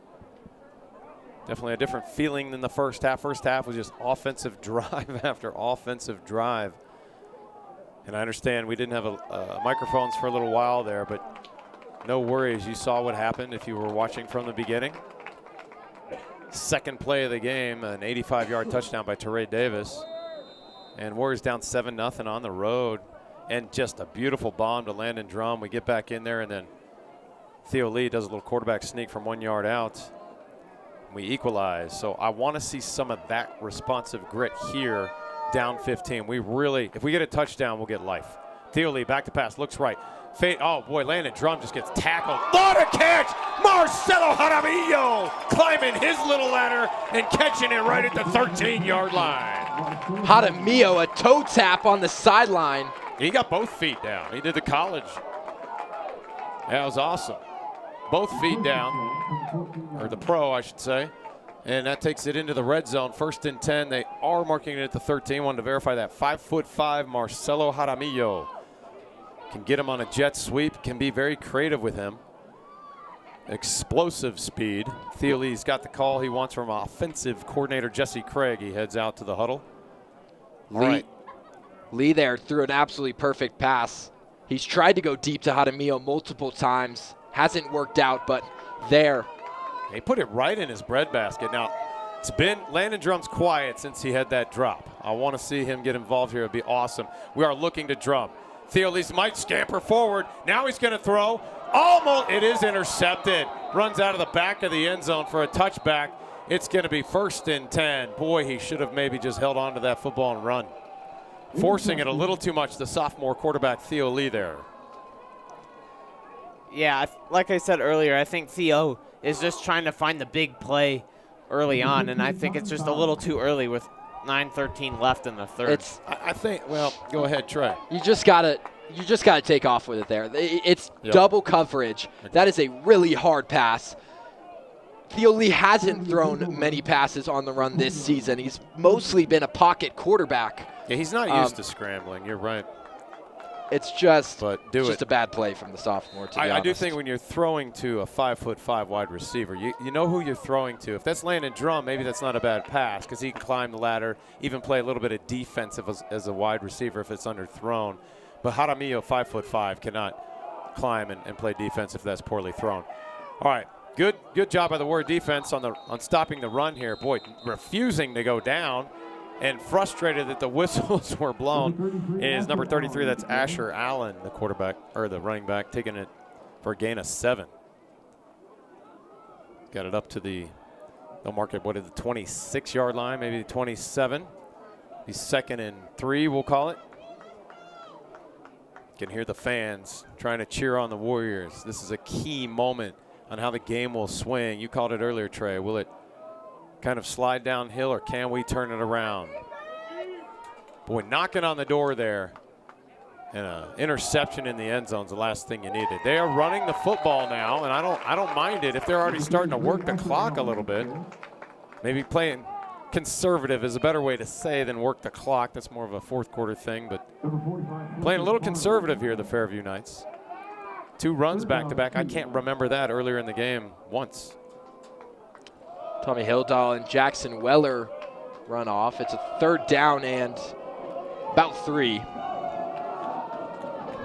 All right, they're doing that wing formation, and Teray Davis with the hoodie, number 21, kind of on the bottom of your screen there at the 31. And they will pitch it. He'll do the blocking. Is that Sabi Rutgers? It is. He's got explosive speed, but nice tackle by Connor Gilchrist is enough for a 1st down, though. Takes it up to the 34-yard line. That'll move the chains. So 3 straight runs by the Fairview Knights. Clock continues to run. The Knights, they can just get so creative out of that formation, and it's really helped them on these 3rd downs, and then it also got them the 2-point conversion earlier in the game. That was the huge kind of swing. It has changed this game. And Sam Raposa went out, came off. Jackson Weller went on quickly for him. Ben Ryan remains out there. And Key Ellison looking to run. Boy, missed tackle by Ben Ryan, but he gets in there. He's still on his feet. Key Ellison, Connor can't get to him. And he finally does. I think Gilchrist did with his left arm. Finally track him down. He did. And Connor, frustrated, wants to tackle him earlier than that. That is a 1st down. And it looks like a timeout on the field for an injury. Now, is that Key Ellison? That is the quarterback. stretching out his legs. Yeah, it could be cramping. He's both hands on the helmet, though, but he looks like he is cramping. It can be very painful when you're experiencing a cramp. Yeah, that's the best thing to wish for right now. Just a cramp, nothing too serious. True. A cramp would help the Warriors, but also keep him healthy. Be the classy way to maybe gain an advantage, Mason. Yeah, Mason, I thought you were about to say something else when you said. Yeah, it's good to see him case. hurt. That's what I thought might come out. Yeah. I was like, scratch that. We would never wish for someone to be hurt. It's the worst thing in all of sport. They work hard, they train, they do summer camps, and the last thing you want to see for any player is to have that ripped from them. I know the feeling. First game of my senior year, sliding head first. I was just telling the Frazier parents about this, how my shoulder came out of socket, and that's what's happening to Trajan's shoulder. It's just loose. It's not tight in there.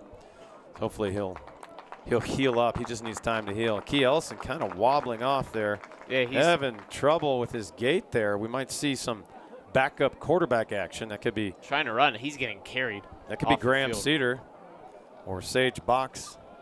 We'll see. I think it's Graham Cedar would be the backup quarterback. We'll see. Try to get an eye on that. Who came out to the huddle? I believe it's number 3, Graham Cedar.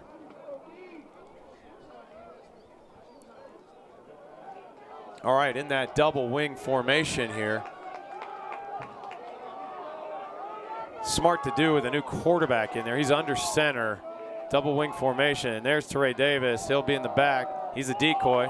And nice tackle by the Warriors there. Boy, that's Ben Ryan all over it. Ball carrier number 31. That's Peyton Pacheco for the Fairview Knights. Now, And Marshall Babbitt, Sam Rapasa out there for the Warriors. Warriors have knocked the ball loose a couple times. Right there, they did knock it loose. Of course, it was just immediately fallen on, but the fumble at the start of the game was a big turnover. Warriors definitely could use a big turnover here. I'm seeing Landon Drum on the sideline more. Shellhorn out there more. Just something to note. I kind of like that. Let Drum have his rest, get his mind right. I got to see his mind correct. All right, that's going to be number 2. Is that Sabi Rutgers? It is. Finding the sideline, Connor Gilchrist pushes him out. The blocks out of that formation are absolutely magnificent for the Knights. It's He had plenty of room on really the left hard side. to stop them. It is. They've been good all night with the blocks. I mean, even with Key Ellison, the quarterback that was out there, the starter. And he does come back out. See how he does. What's his gait like? It does look a little more normal. I don't know if he'll scamper as much. I do think he's just cramping. All right, Teray Davis, bottom of your screen, right at the 0 of the 40. On him appears to be Landon Drum. Shotgun formation, 2 wide right for Key Ellison. He will hand it off. Another running play. That's 31 again. That's Pacheco. Tackled right at the 31. That's going to be just shy of the first. It'll be 2nd and 1. 2nd and 1, a dangerous play. Could do a deep bomb here. Very manageable to get this on a 3rd down. So kind of a free play here for Fairview. Boy, Warriors up 21-15. It's just gone silent. I say the game I was telling you at halftime, I thought it changed when we were driving and Landon Drum had a drop for a 1st down, and then 2 plays later, the Fairview Knights are in the end zone, and you called it, Trey. You said it's a 14-point swing right there potentially. All right, here they are in that wing formation again. Under center is Key Ellison. Back to pass. He looks down the sideline to Sabi Rutgers. A little overthrown, but he turns and finds the football in the end zone. That could be a backbreaker there. Boy, the Warriors look frustrated looking at each other. Sam Johnson at safety just got beat deep. He did. That's no other way to put it, just got beat. He twisted, he turned. I didn't think he was going to catch it. And then the ball just stayed in the air. He stayed with his feet, didn't fall down, and found the football in the pay dirt at the same time. Touchdown for Sabi Rutgers. That's his 2nd of the night. And Kellen Connolly out for the extra point. Warriors are being doubled right now. 42-21.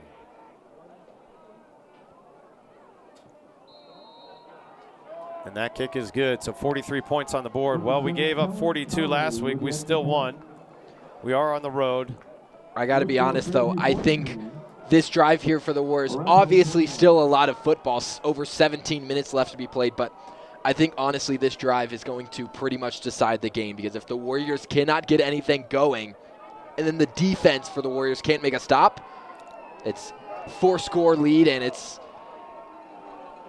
not going to be easy to climb back from that when you have such a high-powered offense across from you. Yeah, you bring up a point. I mean, we had 21 points in that first half, right? And you can score for sure. You have a potent offense. You had 58 points last week. You got to play to win the game. Go after it. The body language, Mason, you're in tune at seeing this sometimes, but like it just seems a little down, even prior to that touchdown. I think definitely when you're in a playoff battle, especially for these seniors, this could be their last high school game, and you just, it's hard to not show that you're down, but when it's a game like this, you really need to step up and, I guess, continue to fight. And that emotion we saw last week, and they won the game last week, but that was these seniors' last ever home game, so I can't even imagine the emotion when it could be your last ever high school football game. That's Carson Shellhorn. If he could break free, he has a lot of energy there. I was about to say if Marcelo Jaramillo could return one, it could add a lot of energy. Hey, I'll start a drive at the 45. There, like you said, there is a lot of football left. What you hope for from Fairview is that they relax a little bit, that they sit back on it a little bit, that they chill a little bit, and that we still fight and find a way to wake them up a little bit. So hopefully we can do it. 5:03 on the clock in the third. Warriors not dead yet. There is too much time left in the game. Teray Davis remains in coverage against Landon Drum. They're at the bottom of your screen right at the 45-yard line. Theo Lee drops the pass, looks to Drum, sees he's under coverage, scampers to the left, trying to find someone, throws across his body, trying to get Connor Gilchrist, can't quite corral it at the sideline, right around the 50-yard line. That's a good job by Connor coming back, recognizing his quarterback's under duress, and changing his route and just coming back, trying to get something out of nothing there. Good job by the senior captain.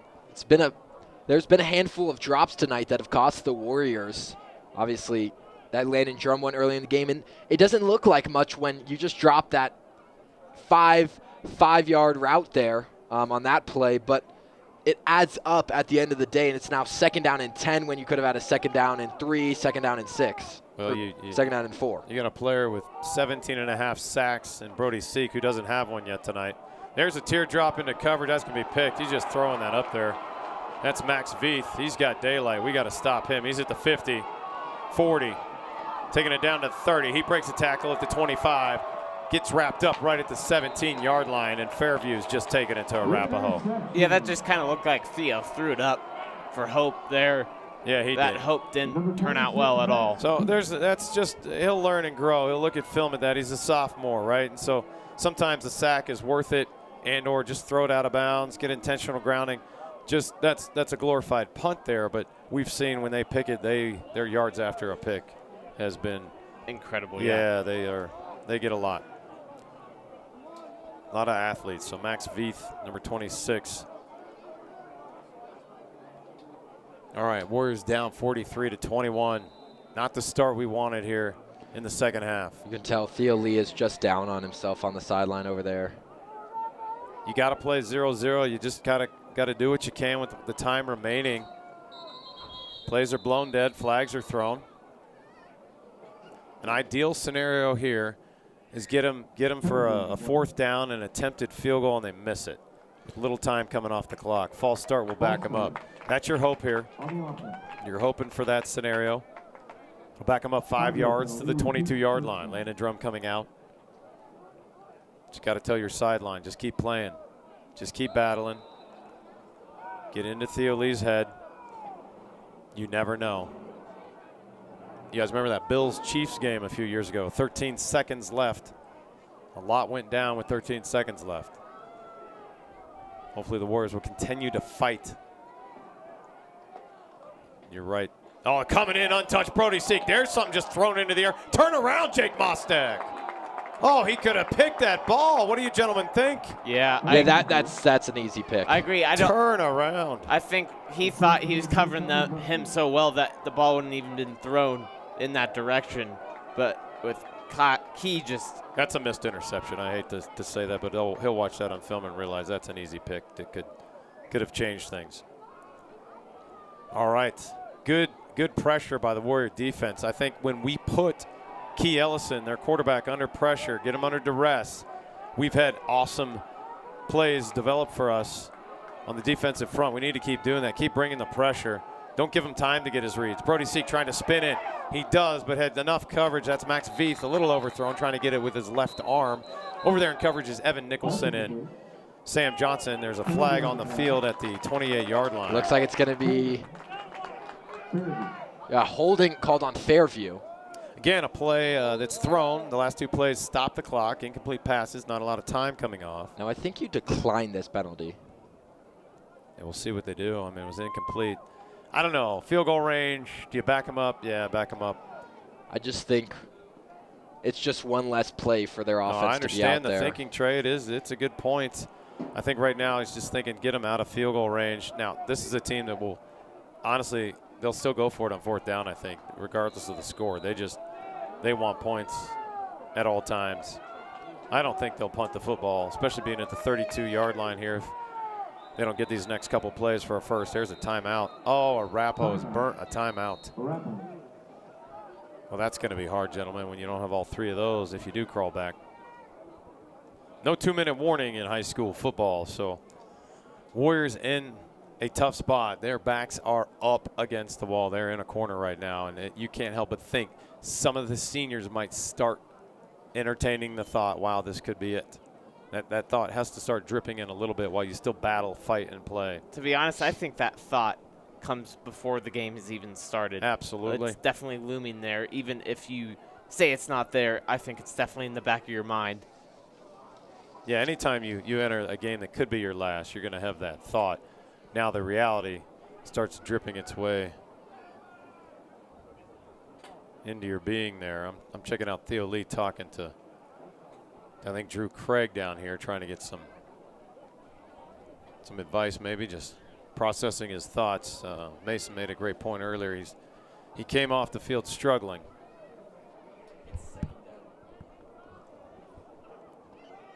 All right, so we got second down here.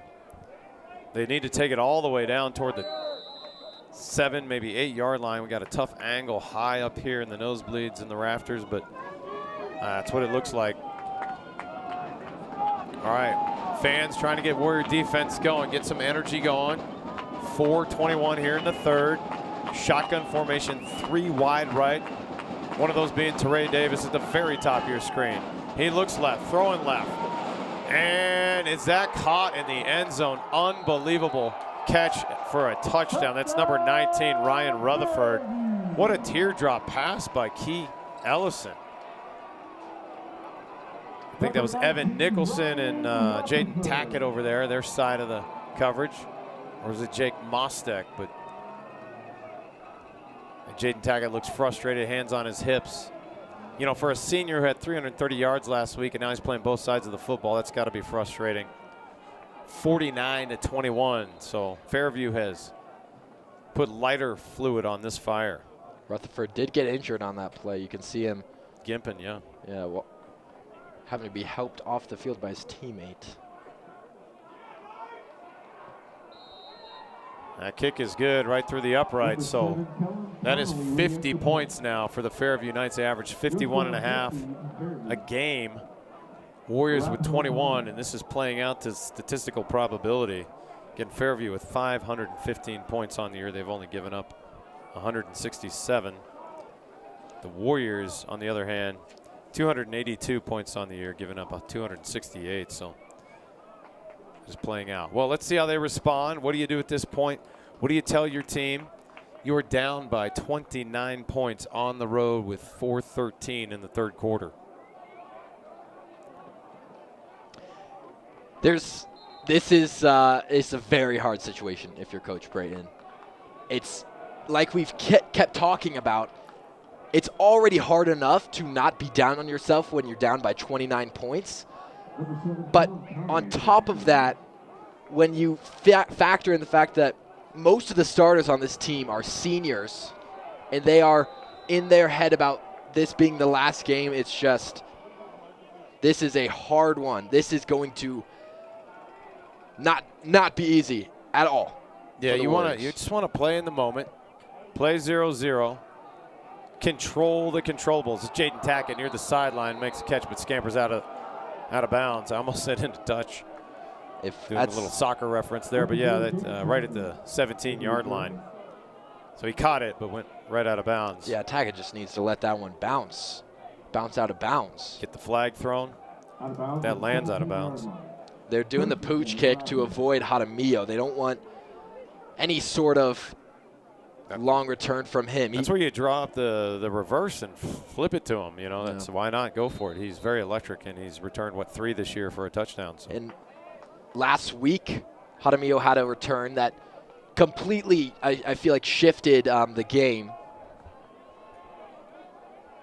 All right, here we go. Let's see how the Warriors respond. Pretend it's 0-0 on the board. Theo Lee back to pass, looking right, throwing right. That could be picked for a pick 6. It will be. That's Sabi Ruckers into the pay dirt, going to Marcelo Jaramillo. Telegraph pass by Theo Lee, and 6 more on the board. It's getting a little rough for the Warriors right now, for sure. All right, at this point, you're deflated, you're down. You know you're in deep trouble here with 56-21. Hope fades.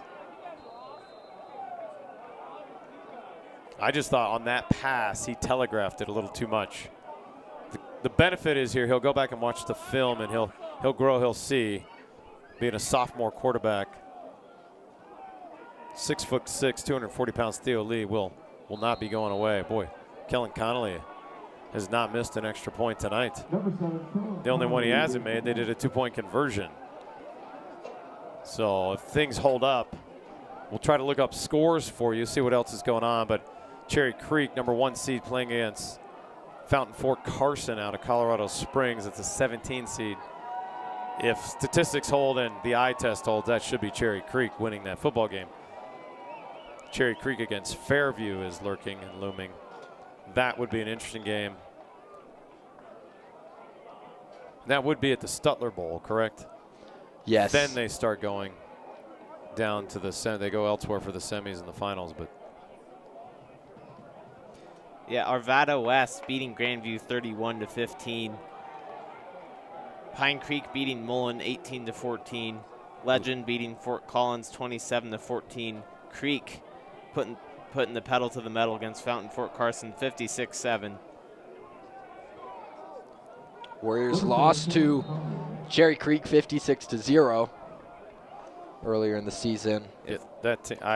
Going down and going over the lineup and just walking by those players, it did not feel like high school football. It felt very much like college, grown men, big legs. And that team of the top 10 recruits. Flag goes. You called it, Trey. There it is. Sorry to interrupt you, but it's your call. Take it away. Of the top 10 recruits in the state of Colorado, and I'm not joking about this, 8 of them play at Cherry Creek football, all D1 commits, including a Oregon commit. He's the number 1 player in the state of Colorado, a defensive end. Not positive on his name. Is it Tuafanua? Is it him? Do you know? I'm not. I know Tua. He is in that top 10 list. He might have committed to the state of Washington. I think I might have the wrong player, but what I do know about Creek is they were voted the top athletic high school in the country. Cherry Creek High School, 3,700 plus enrollment, 9 state titles in sports last year, 9. Including in football. All right. Warriors run it for a gain of a couple. We'll have 2nd and 8. Good idea to run the football. Just let Theo Lee calm down, settle in. Now, Drew Craig is a senior. He's a quarterback. He's the backup. He's the holder. He's got his helmet on. He's making calls next to his father, the offensive coordinator, Jesse Craig. We'll see what Coach Brayton. He might wait till the 4th quarter. There's plenty of time still, but 57-21. It was 21-15, gentlemen. We were up. We were winning by 6. They're chanting one more pick. All right, Marcelo has it at the 39-yard line. Evades a tackle, dives forward to the 45, right at the first down marker. We'll see where they put it. He's going to give him the first down. He's saying move the chains, and where they spotted the football, I don't know if it is move the chains. But it's been announced first down. The side judge is saying first down. I don't know if they were to come out and measure that. I don't know if he would have gotten it with the ball mark. But at this point, I was about to say, those are minor details. But it can matter to people that need to get plays, to get time. These little plays, don't overlook them. They matter to the players. Thiele back to pass, head protection, trying to find Landon Drum. Almost picked off Teray Davis, wide open. Landon Drum looked like he stopped his route and just didn't go for it. Look at the body language there a little bit. I want to see Landon Drum kind of jog back to his quarterback, give him a pat on the helmet. You know, let's have Thiele's back here. At this point, if Thiele's a little rattled, maybe do some screens, maybe a little fade to the flat or something. Get an easy play with blockers in front of you. Maybe even get it to Marcelo somehow.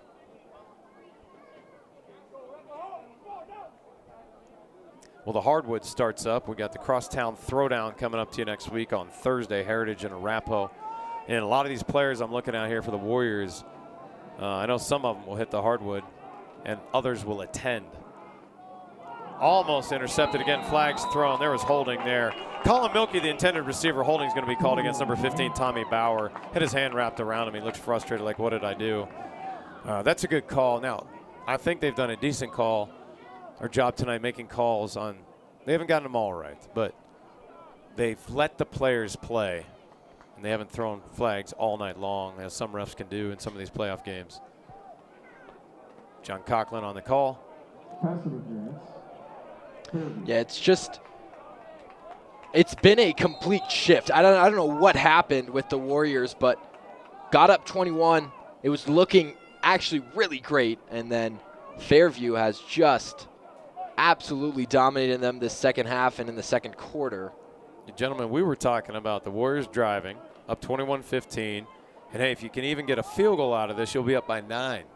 And we were talking about how that'd be an important number, and then everything fell off. It has been a 42-0 run here. Flags thrown. There's going to be holding. This play is not going to count. Marcelo slips again on the turf. Maybe check your cleats. Yeah, that's the third time tonight, I believe. Marcelo does have these ankle wraps around his cleats, tape wraps.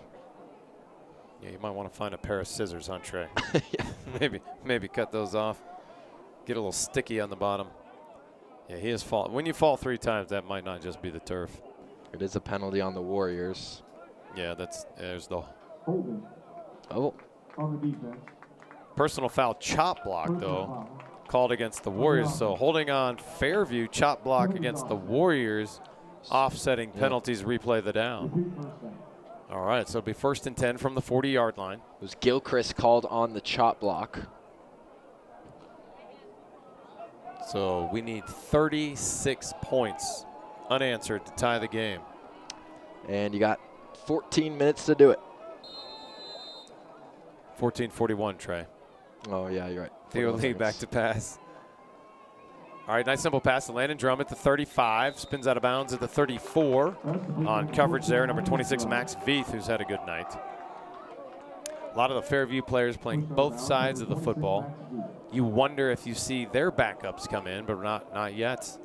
And by the way the regular season went and the stats I've looked at, I don't think they do that, but they've got a whole host of players over there on the sideline dressed up tonight. Yeah, they're definitely not short on players. I wouldn't see why you wouldn't put your backups in, especially if you're playing an opponent like Creek next week. Yeah, it helps for the rest and injury prevention and things like that. It's important. A regular season I can understand a little bit, but this is win or go home type time, and interesting decision. Thiele fakes the handoff, little play action. He didn't see the coverage coming. Wobbly pass that hits the turf and is almost picked, but he did not see that coming. Boy, he got rid of it just in time. If he holds on that for another nanosecond, that thing's a fumble and batted down.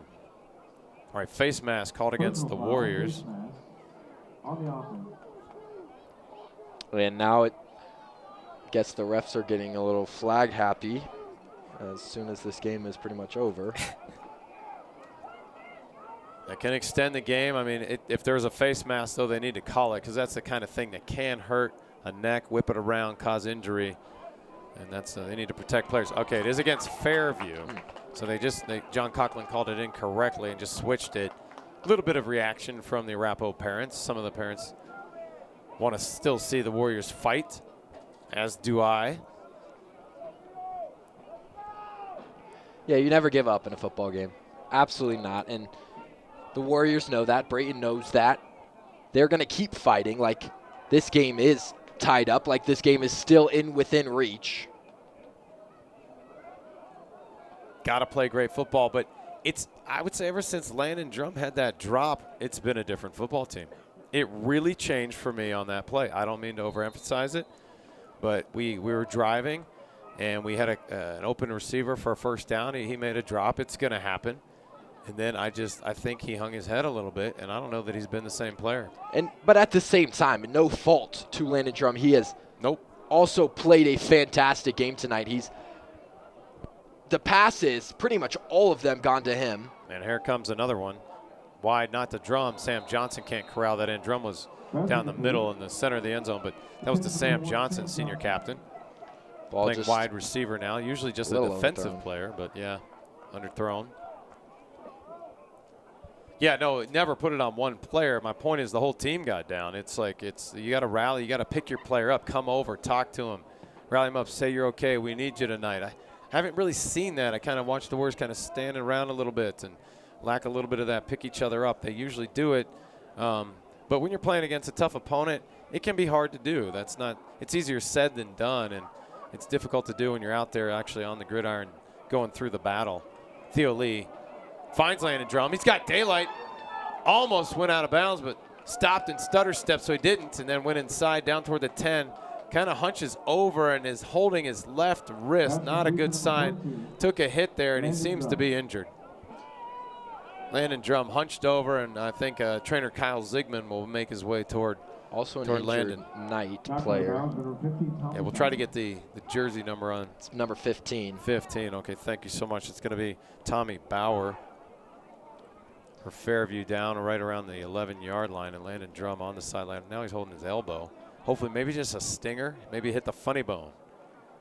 Coach Brayton with him, giving a little pat on the back. I think something I've noticed about the Warriors this season is when they get down in football games, they kind of use one player, one play to pick up that momentum and come back.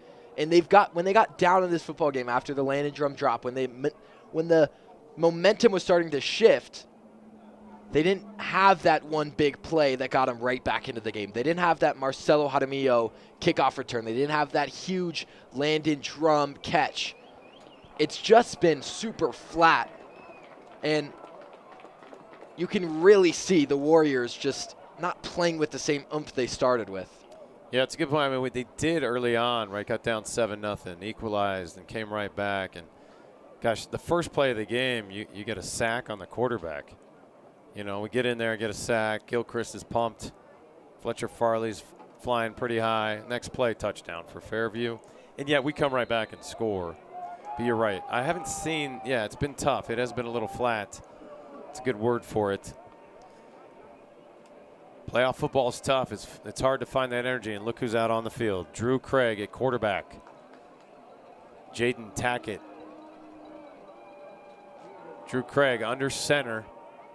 In motion, Jaramillo, handoff to Jaramillo. He'll do a little reverse. It's going to be a pass. Sam Johnson over to Drew Craig for a touchdown. Put that in the stat book. That'll feel good for those seniors. That'll be a fun moment. Sam Johnson with a touchdown pass to Andrew Craig. Love to see it go with the Philly special. It's beautiful. Beautifully ran. Yes. Jaramillo and then just pitches it over to Sam Johnson. Nicely done. Yeah, Sam Johnson earlier in the season, he tried that same Philly special play. Now, this time, he'll have one completion for 2 in that stat book and a couple yards as a quarterback. All right, Cadwalader out there for the extra point. And the kick is good. Will the Warriors do the onside kick? Do you give them that field position? What do you do here? I think you don't. I think you kick it off. No matter what, the defense, I mean, if you get the onside kick in that slight probability, awesome. But If you The don't, only way I think you do it here is the surprise. You don't sell that you're doing it, and you might surprise do it. Yeah, last week, Westminster, I'm sorry, we were both on the same page there, Mason, but Westminster went with the onside kick in the first quarter, completely caught the Warriors off guard, and worked out well.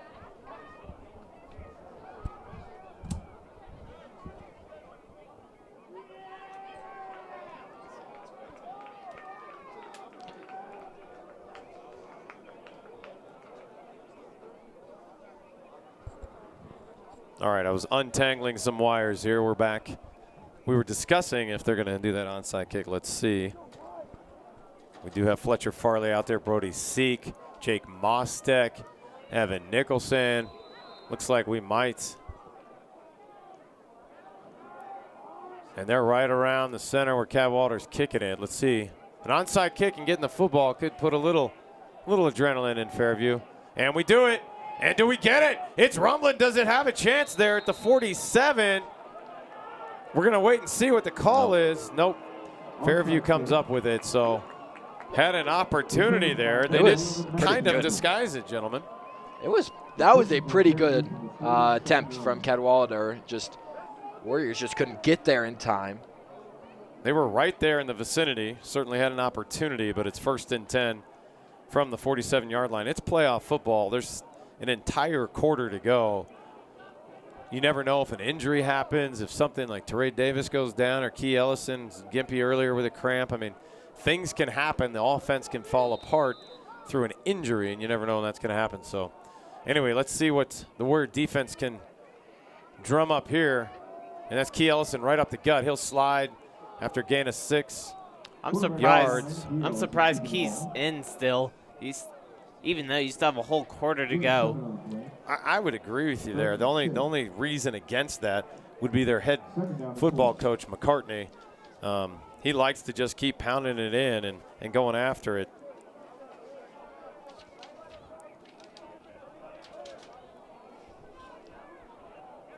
All right, ball at the 47-yard line, 2nd and 5, we'll call it.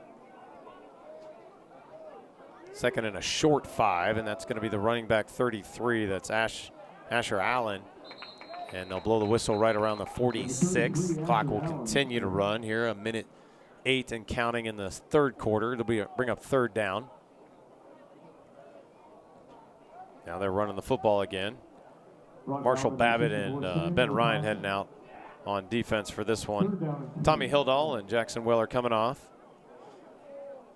Again, I'm watching Landon Drum, trying to get an update on what might be up with him. Just gazing the sideline, trying to see where he might be, gentlemen, so keep an eye on that. Trajan Frazier at the 37-yard line squatting down. Just saw him hanging his head. A lot of thoughts going through the seniors' heads. 3rd and 3.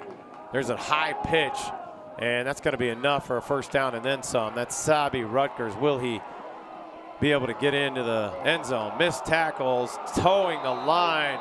He is in the end zone. We'll wait and see. He's checking with the side judge.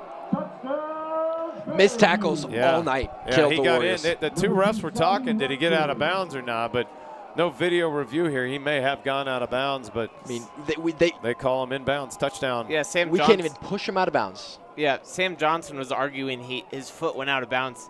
That side judge there his view was obstructed when that might have occurred, so maybe a little bit of a disadvantage there. He had to make a call, but he might not have known. And with confidence, you're correct, Mace. His view was obstructed. All right, that's 63 points on the board. Looking for 64. Boy, Tom McCartney just piling it on, leaving Key Ellison out there, letting his players play. Mason, I agree with you. I don't know why. We've put in our backup and Drew Craig here and there, but we have not seen the Fairview Knights do that whatsoever. 64-28. You could double our score and we're still falling short, gentlemen. It has definitely been wow, we're still in the 3rd quarter. Oh my, I just now realized that we are still in the 3rd quarter. So 12 minutes of either fantastic football or terrible football, depending on which side of the ball you are. I'm looking over at Fairview, and I see some fans starting to depart. They know this game's probably a wrap for them. They're heading out. We're here in Boulder, Colorado, right near the campus of the CU Buffs. We're in prime time territory. Grew up in Atlanta, Georgia. Was a big fan of Deion Sanders with the Falcons back in the day. Actually met him at an Applebee's restaurant. He was with wide receiver Andre Rison at the time. Prime time country. That get you excited, Mason? Yes, it did. Yeah, Mason enjoys the prime time country. He just is an electric individual, brings a lot of energy. I feel terrible for what he's had to go through health-wise. Another pooch punt. This time I thought it was going to be Jaden Taggett, but right in front of him is Carson Shellhorn, who's taken off his sleeves. Good to see Carson getting in some unique roles. Brayton doing a good job developing him. He's not been a kick returner, but today he has. And Shellhorn looks a little banged up. That is what can happen on kickoffs. Yeah, Shellhorn stepped up this season into that starting main cornerback role. And that's a good thing what we can do. I mean, if I'm a listener on the other end, I want to hear some interesting tidbits, not just woe or the Warriors, right? And that's a great point. We can highlight different players. Carson Shellhorn, a sophomore, got a start at one point. We're like, well, what's he going to do? Let's see. And he played awesome that night. He's had interceptions this year. That's Jaden Tackett, the ball carrier. Gets back to the original line of scrimmage. Going to bring up 2nd and 10. Helping him back up. Lee back in at quarterback, and that'll finally do it for the third quarter. Felt like an eternity, but we will take a short break. It is 64-21. You can now triple the Warriors score, and they won't even have enough. So, they'd have enough if you triple it. It actually is 28. Our okay. score is wrong on here.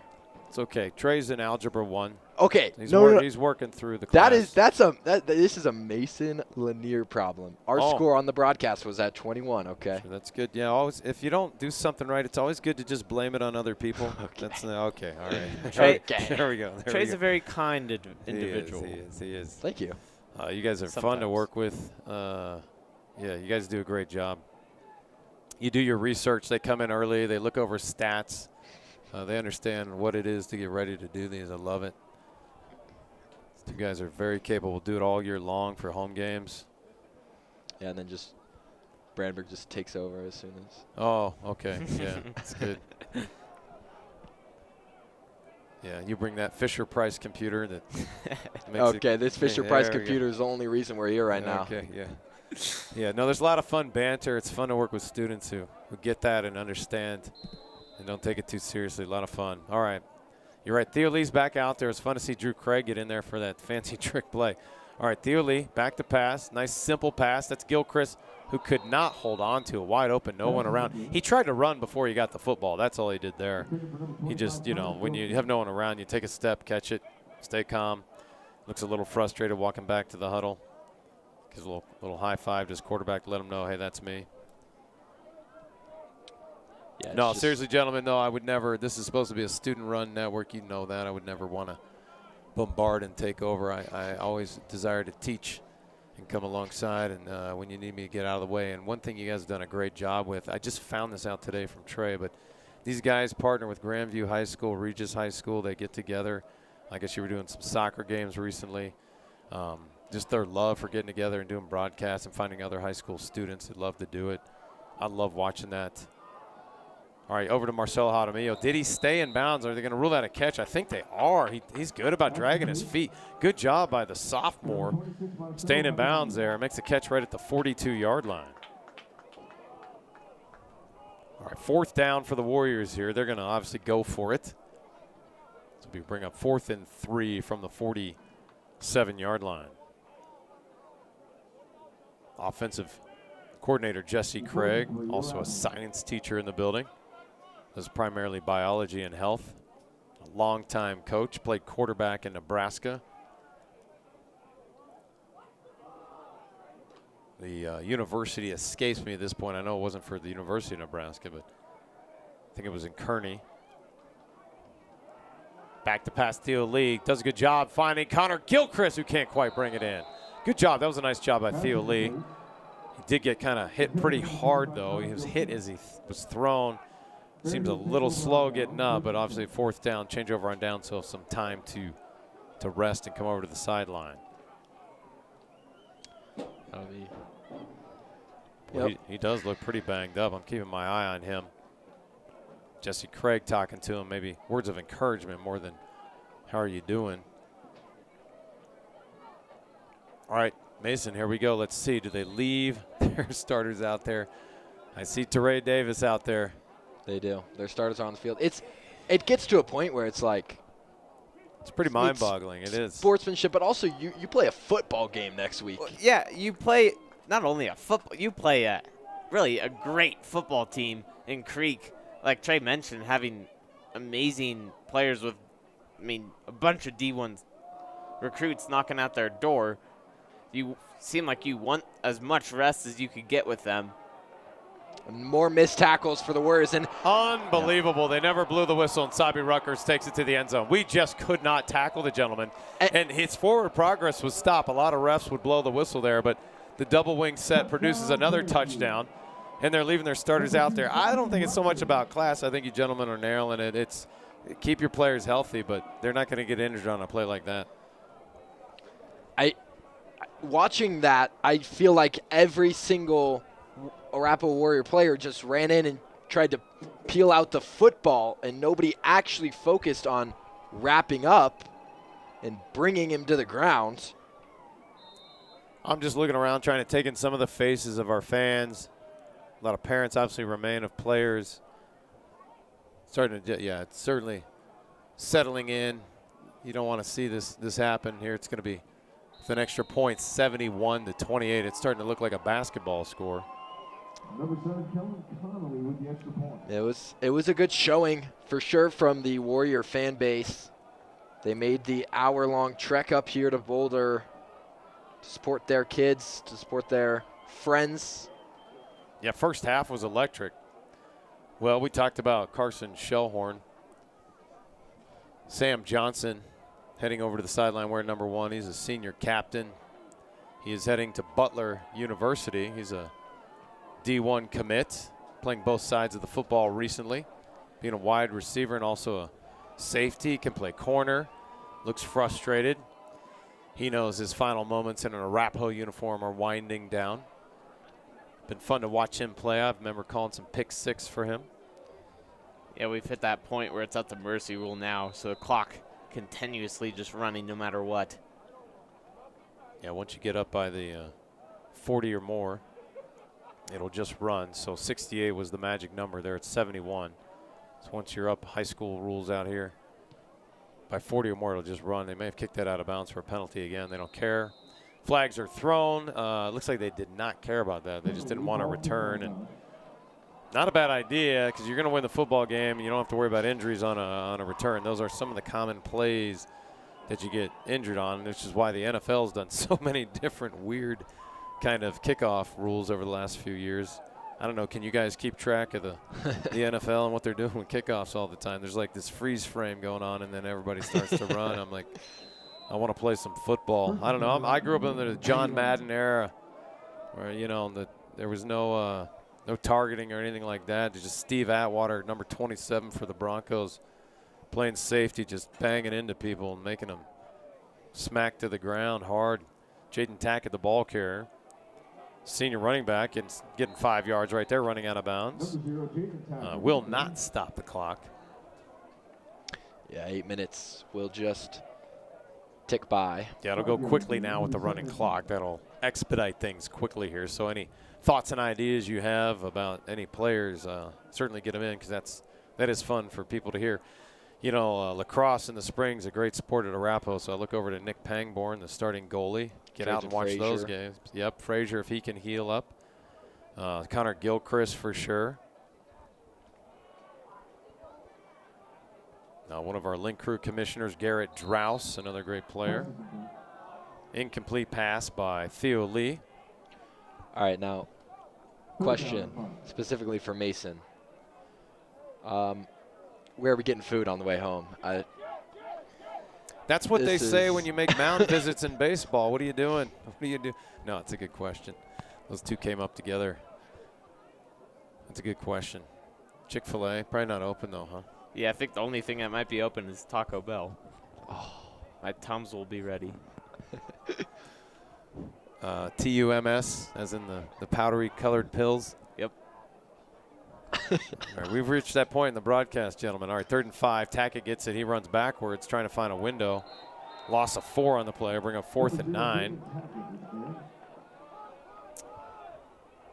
One of the reasons we haven't run the football tonight, they are good about getting in there.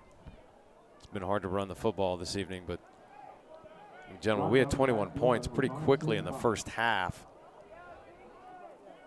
We said Landon Drum was one of the keys to the game. You didn't see him out there for that. We're going to go ahead and punt. In this second half, Drum pretty much been relatively silent. Definitely the Knights have contained him super well. But overall, it didn't really matter. Flags on the field here. It's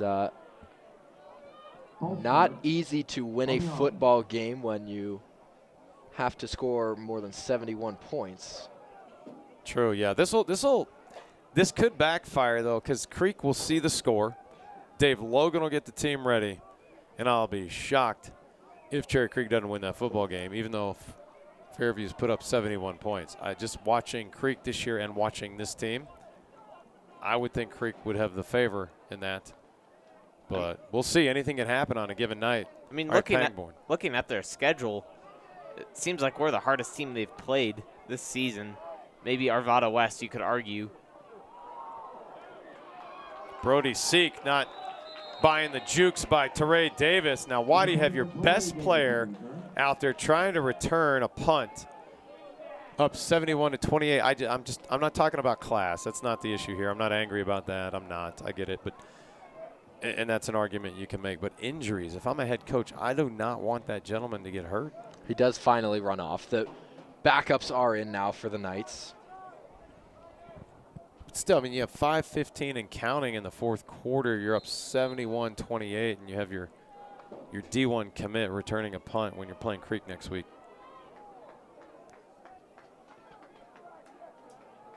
All right, I believe that's number 3, Graham Cedar under center. Pitching it, that's number 12, that's Stephen Brown. Carrying it up to the 45-yard line. They'll mark it at the 44. It'll be a gain of 7 for him. Nice to see some of the other players getting some action. So the seniors for the Warriors. Talked about Sam Johnson a little bit. Trajan Frazier hurt tonight, number 2. Great gentleman, will play lacrosse, mentioned him. Connor Gilchrist has had some action, but one of the ones we haven't talked too much tonight about is Brody Seek, number 7. Go to the Air Force Academy. Serve his country there. Has 17.5 sacks on the year. I believe, Trey, you looked up, is that number 1 in the state? It is number 1 in the state. Also has number 1 in the state for tackles for losses. But, you know, real quick, I just want to go down the line and give a shout out to all these seniors that have put years into Arapahoe football. Wasn't an outstanding game tonight, but it's been a great season for the Warriors. Like Jaden Tackett, Sam Johnson, Trajan Frazier, Jake Mostek, Isaac McAfee, Brody Seek. McAfee had to do that. McAfee. There you go. The king of pronunciations, Jeff Bramberg. Landon Drum, Malachi Stone, Andrew Craig, Henry Smith, Jet Hughes Smith, Wyatt Dubose, Connor Gilchrist, James Lindig. And then you get into your bigs. You got Tony Brisky. Yeah, Tony Brzezicki. There you go. Yeah, and another Ben Ryan is play. breaking free for another touchdown. They just keep piling on the points here. All right, taking it to the pay dirt is Fairview, breaking free on a run there. That is number 33, still out there. That's been their running back all night, keeping Asher Allen out there. He puts it in the pay dirt for another touchdown. That's 77 on the board. Looking for 78 here. At what point does it become rude? Does it become rude? I don't know. It's rude. I think it's at the point. The clock is not even stopping. Well, if they're just running simple plays and got some backups and we still can't bring them down, I mean, is that That's true. I don't know. That is it is at a point where I think it's maybe less of a Knight issue and maybe more of a Warriors issue. We can't really tackle at the moment. So. Kellen Connolly stays out there. That's fine. Leave the kicker out there. He puts it through the uprights. I coached baseball. I coached baseball for 8 years. When you had a situation where you're up big, Dollahan would tell you this. I see him down there on the track, Coach James Dollahan. But you can just hold them up at third base. You just don't round them around third. You can kind of let your hitters hit, do what they can. You can be a little classy about the big lead. But this one's a little trickier sometimes. Now less than 2 minutes to go. Good job running down the list of seniors. Another one there is Simeon Moses, student body president. Got into football late in his career. He's a great kid, does a lot of things, does FBLA, just a positive individual. He's down there wearing number 99, if you can spot him. Another senior. All right, again, clock just continues to run, 1:15 and counting, so this will be the final 70-plus seconds or so of the season for the Warriors. You can see Trajan Frazier down there, just Yep, at the 41, arms folded, yeah. all the emotions from him. It's obviously hard to play your last high school football game, but then to not even be able to finish out the game. Right, it's got to be tough. Injuries are tough, and that's why I mentioned that earlier in the broadcast. I think it's the worst thing in sports. You work hard, you put hours into it. You're a little kid. You do kind of Thunder football program. You're brought up in the Warrior system, and you want to get out there and be a Warrior, and then your day comes to an end. Frazier just put on his helmet. He's going to do that for the handshake here. Warriors head out for the final play here. 27 seconds remain. Final score is going to end up being Fairview 78, Warriors 28, a 50-point victory. What a showing tonight and a response by Fairview.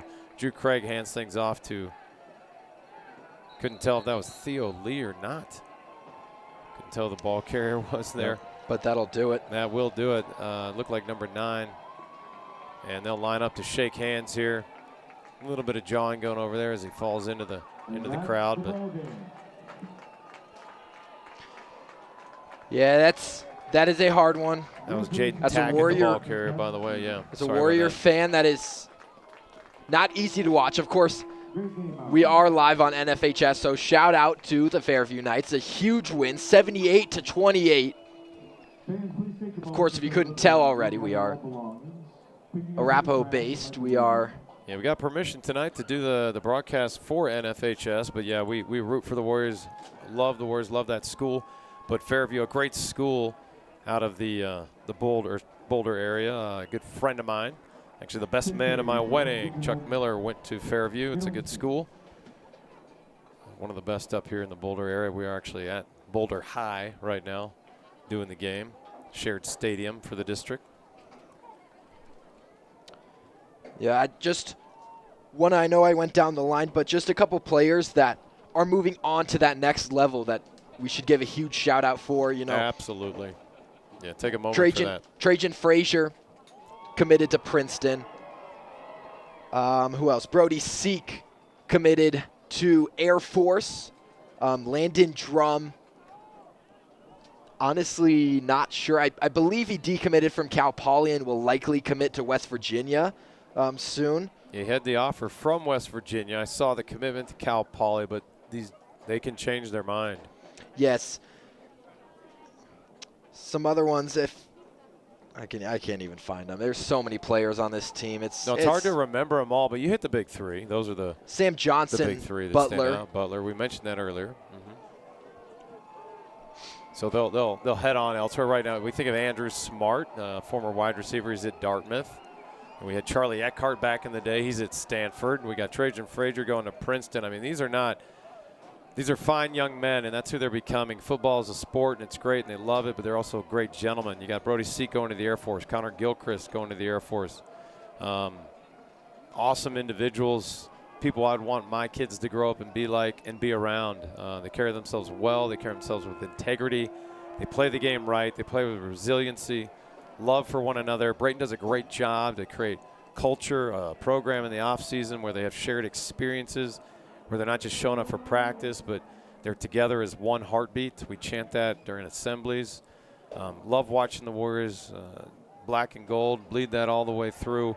Had fun calling games and watching them this year, but any final thoughts you guys have? Now's the time to step in, share, and reflect on the season in these final moments. It's definitely been a fun season. There's been a lot of close games. There's been a couple blowouts, but this team has been resilient all season.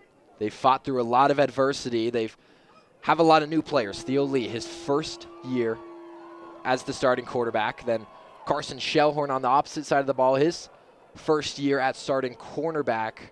There is young talent still left on this roster that will show up next year and the years to come. Yeah, I just want to say one more thing.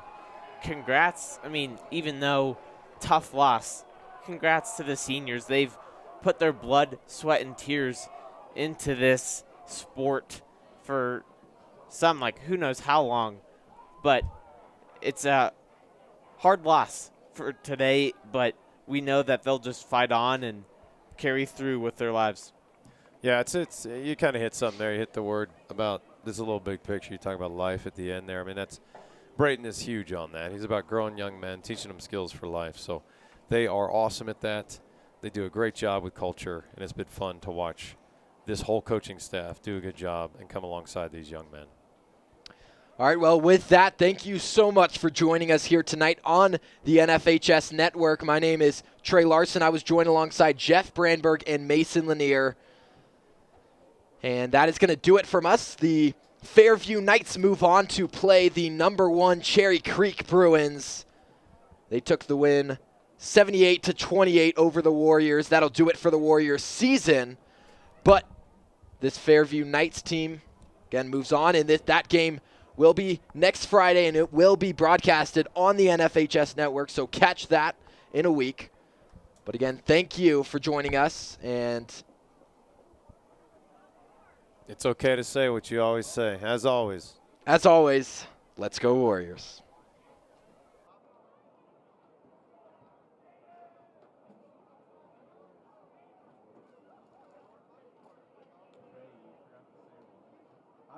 I was gonna do it. That's why I paused. No. I was gonna say that